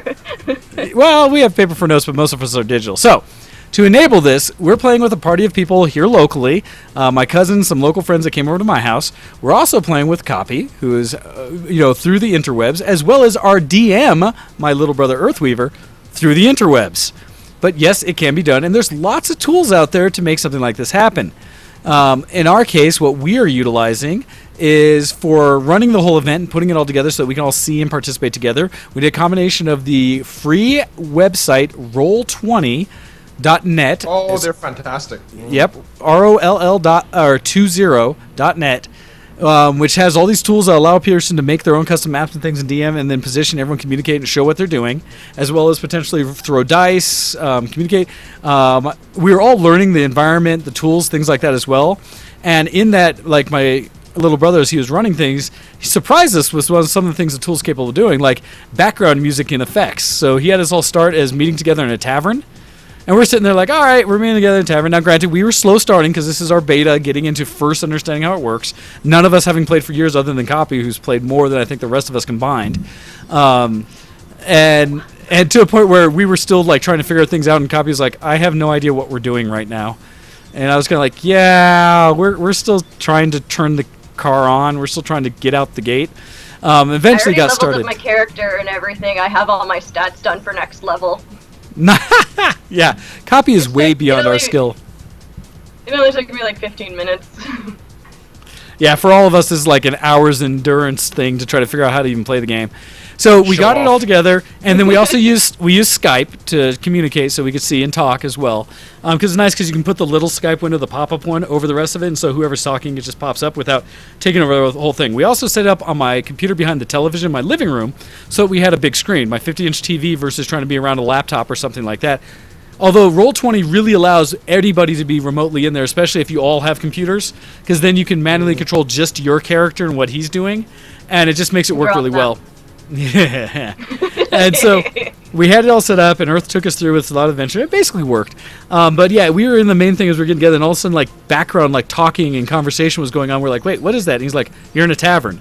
And we're like, oh, wow, because it has sound effects and things like that. Really neat. That's cool. The other thing we did is to manage all our characters. We got apps, and there's stuff for Android and iPhone. Free one I think most of us were using was 5th Ed Character Sheet. And it's just a little 20-sided green one that looks like on the actual sheet when you play it. But it's basically got all the basic mechanics of how characters run and the base skills and stuff. So you can go in there and roll a new character and put your rolls in. It gives you the modifiers depending on race and class and all those kind of things in there. Pick out your gear, and you have a way of maintaining your character sheet without having to have pencil and paper. When things happen, you can actually mark it on there with like health going up and down. Did you get damaged, healed, temporary health, all things that are in the rule set. So it makes it very convenient and easy to go through, as well as some quick pages on there that shows all your modifiers. So if they tell you need to do a certain check, you swipe to that page, and it's like, oh, that's this check, I get a plus whatever or minus whatever. And so it just makes it real convenient and easy to keep a character sheet without having to maintain papers all over the place and write it all down. A little bit potentially faster way to get in and play. But we did that. We had a full party together where it started out with Kadigma on, his son, Hostile Prey, myself, Earthweaver running things, Kopii in there as well. And then later, Lieutenant Fork joined in as well virtually. So we had 3 via Skype and then us in the room. And it surprisingly, at least on our end, worked well. Kopii, what do you think? As a whole, did it seem like the tools allowed us to interact in a good way? I really enjoyed it. I think, having Skype as a tool was interesting to use. This is the first time I'm playing online. But yeah, it's a similar experience to playing in person. Well, and the nice thing, because the communication software, you get to still have what, for us, has been the joy of all of us joking and hanging out with. I mean, the saddest part for us probably was not having some virtual players was, when I cooked the pizza and started pouring drinks, it wasn't able to, pass it through the screens. Like here, I would love to have you have it. That's probably the worst part. But otherwise, the interaction was all there. The jokes, the little snide comments, even the minor, and admittedly, starting out this time as we were getting fresh on it, I think our role-playing skills need some work. We were still trying to figure out our characters, let alone how they interact in game versus us just talking. So there's still some work to be done, but I generally enjoyed it. I had a really good time with it. And this is a game that we're going to probably be playing on rare occasion just because everyone's schedules. We wanted to get one knocked out so we could see does it work kind of things. Now, I do apologize to anyone else who might have wanted to heard about it or join in and roll with us in this campaign. Initially, it's not likely we're going to expand our group any right now because we're still figuring things out. But once we get to a point, where we're able to get through it, kind of rotate and make it so it feels like a normal thing. One of the things, and it's funny because we had a few people that were extraneous to it. I had a friend who would come up to visit a guy she likes.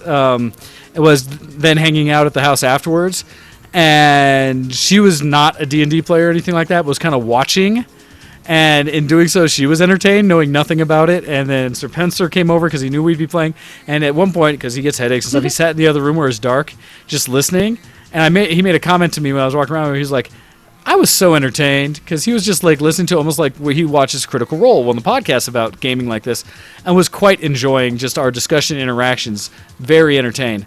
So it was already suggested, and we may, once we get our legs under us, throw some Twitch streams or something like that of us playing. That'd be fun. Because all of us who are playing are VT dub people type thing.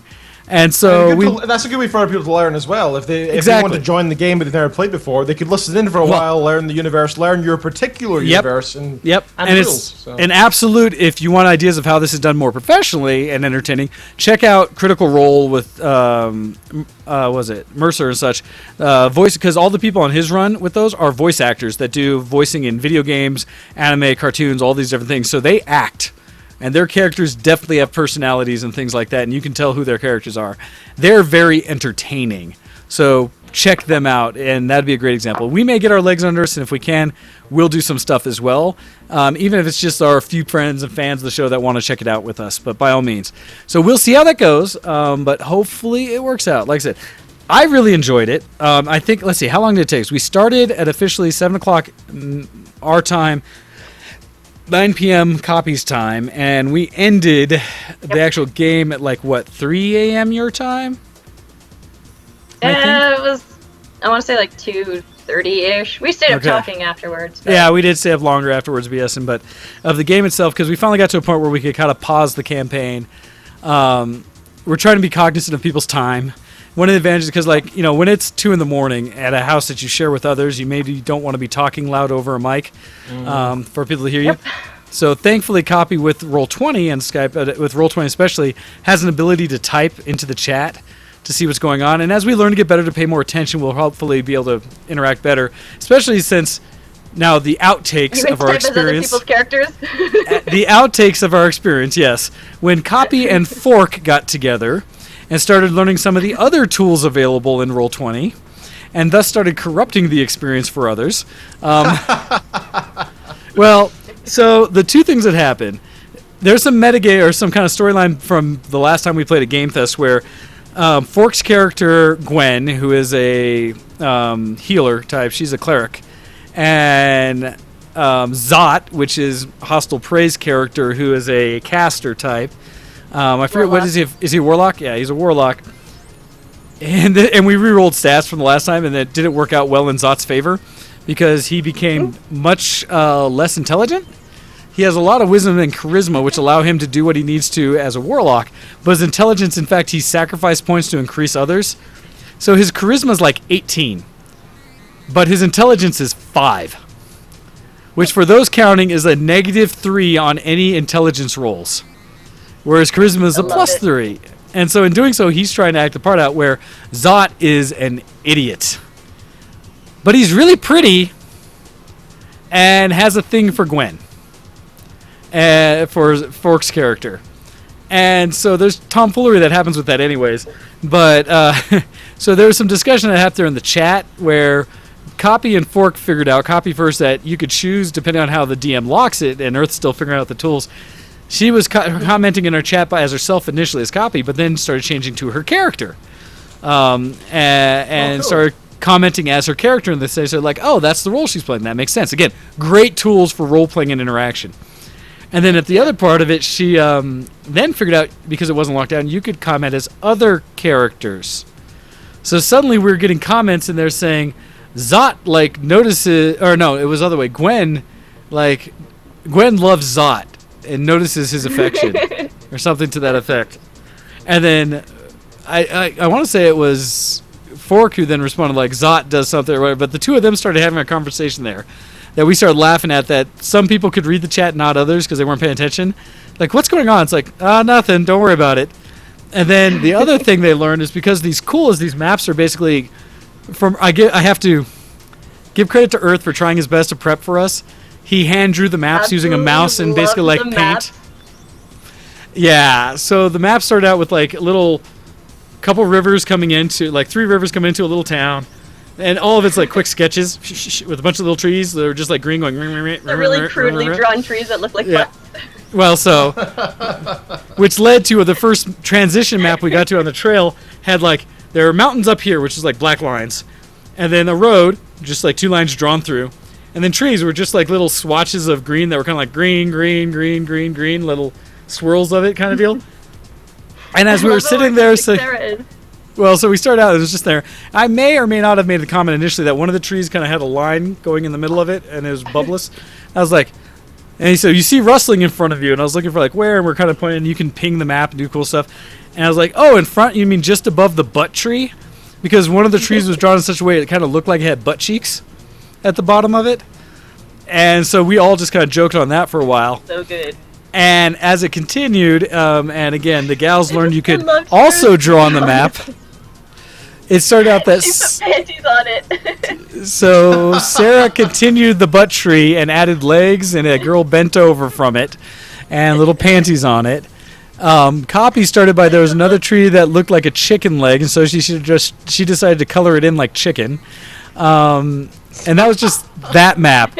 And admittedly, our DM, Earthweaver, at first didn't notice because he's doing all the rule stuff. And so he then looks back at his map, and he's like, what the hell is that? What's going on with my map? So yeah, he realized he hadn't locked everything down, and he may change that in the future. To lock it. Oh, he can. He maybe will have learned that before our next session. This is why we can't have nice things. Yeah, and then the next map we got to, there was a river going through it, and they were better about themselves this time. They didn't draw all over the map. They just added a bunch of like fishies. Sharks in the water. Yes, there was a shark, there were fish, a turtle, and things like that they added to the water, and so they at least were kind of a contextual, and so Earth couldn't have as much heartburn about it. But then we also learned there were things like there's a tool in it that lets you measure distance, so you can know for spells, things like that. And in doing so, you click on an area of the map and drag, and a little arrow drags forth. Well, what's cool is all these things are interactive, and everyone can see what you're doing. That's cool. And thus it turned into people poking each other with their little measuring arrows.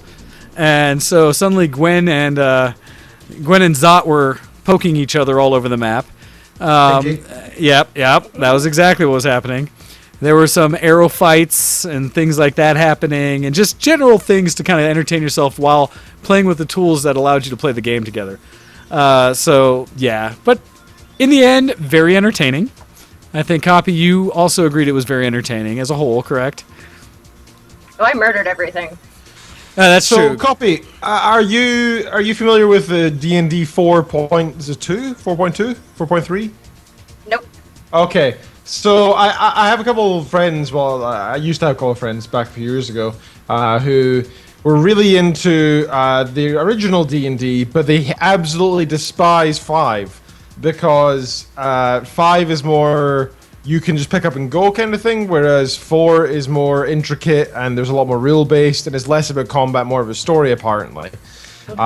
Which is why Pathfinder, which my monitor actually sits on Pathfinder, is sitting right there. I love Pathfinder. People, the alternative to D&D 5 is Pathfinder, because it's supposed to be like the. Yeah, exactly. It's supposed to be the. Those are like the one set of books I actually own. Cool. So do you prefer D&D 5 or do you prefer Pathfinder?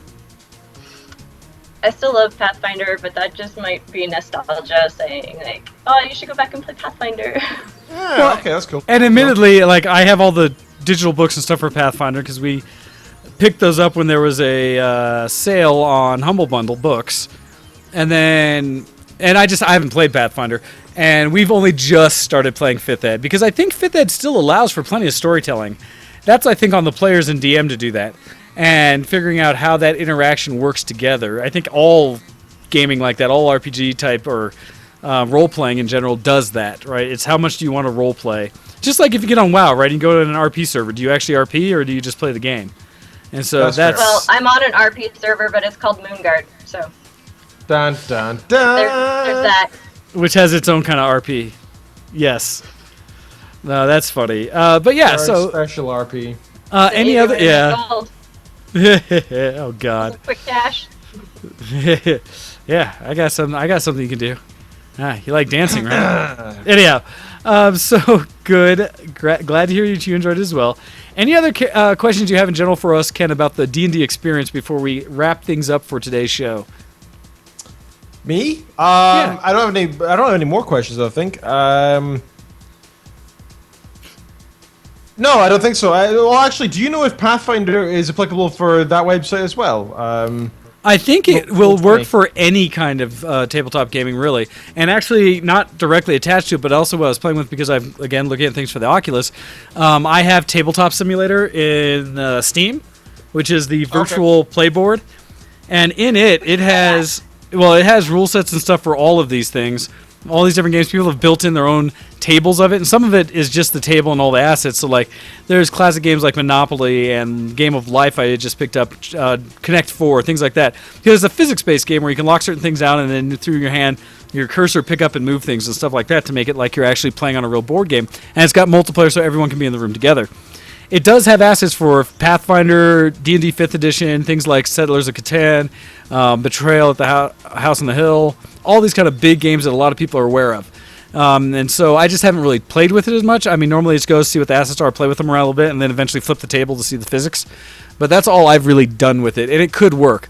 And I can see the extra ability with the Oculus being able to physically see, and man, when they get the hand controllers, being able to just grab and move characters virtually would be pretty awesome. So that's another opportunity for sharing things like that. And there's other tools out there. The reason we started on Roll20 is because it's free. Make an account, you sign up, it's all free.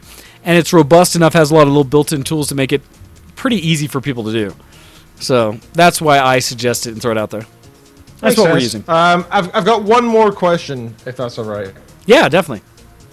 Kopii, are you happy that your hair is back to the red color? I'm so happy. I am me again. Yay! That is good to hear. Well, thank you very much for joining us today, Kopii. We much appreciate it. It's not turning. Yeah, rotate. But thank you very much for joining us. Ken, it is time for you to give us our shout-outs and ending subject so we can get out of here. Oh, jeez, is it? That's crazy. Yes. Okay. Okay, you have been listening to ShowX on VTWProductions.com. Check us out on Twitter.com/VTWShowX for the official ShowX account. Twitter.com/DocDead for Mr. Wayne's account. Twitter.com/ I believe it's original Kopii, but feel free to correct me for copies. It totally is. Yes. And also Twitter.com/GoHex for myself as well. Check us out on Facebook, search for ShowX, and if you look in the video, you will now actually see. Oh, that's cool. All of Kopii's die. That's not even my full collection. Not Some die. of Kopie's Die's died. an individual. It's dice. Yes. Dice is plural. But yes, check us out by also sending in emails to showx@vitaproductions.com. Go on to facebook.com and search for showx. You'll find us there too. If you can support us, send us your pennies. This is not something that's free to do, this hobby of ours. And while we're happy to pay for it, if we have some support from you guys, it does make it a little bit easier to do. Any support is welcome from $1 up. That's patreon.com/VTWShowX. Finally, we've got the VTW Gaming Night straight after. I will personally not be taking part. What about you guys? Are you going to be joining in the Gaming Night? I may join in for a bit, but I've got to also do crafting, so I may be around to talk more than participate. We shall see. Fair enough. Kopii? Yeah, I'll probably be there. Yay! Cool. So we've got some people handing out. Go join the TeamSpeak to go take part in that. Other than that, check out our partner and brother radio station. That is AGR, Alpha Geek Radio. Those guys are awesome. They support us in so many ways. Big shout out to Gnomewise for all of his assistance. We would not be here without his assistance as always. So thanks to him. And I think that's everything. So thanks for having me on the show, sir. And thank you for joining us, by the way, Kopii. It's been a pleasure having you on. Thanks for the invite. It was super fun. Good. Glad to have you on. Thank you very much. All right, everybody. That's it for the show. Listen to everything else. We are out of here. Bye, everybody. Bye. Goodbye. See you next zombie. Good night. Also, guys.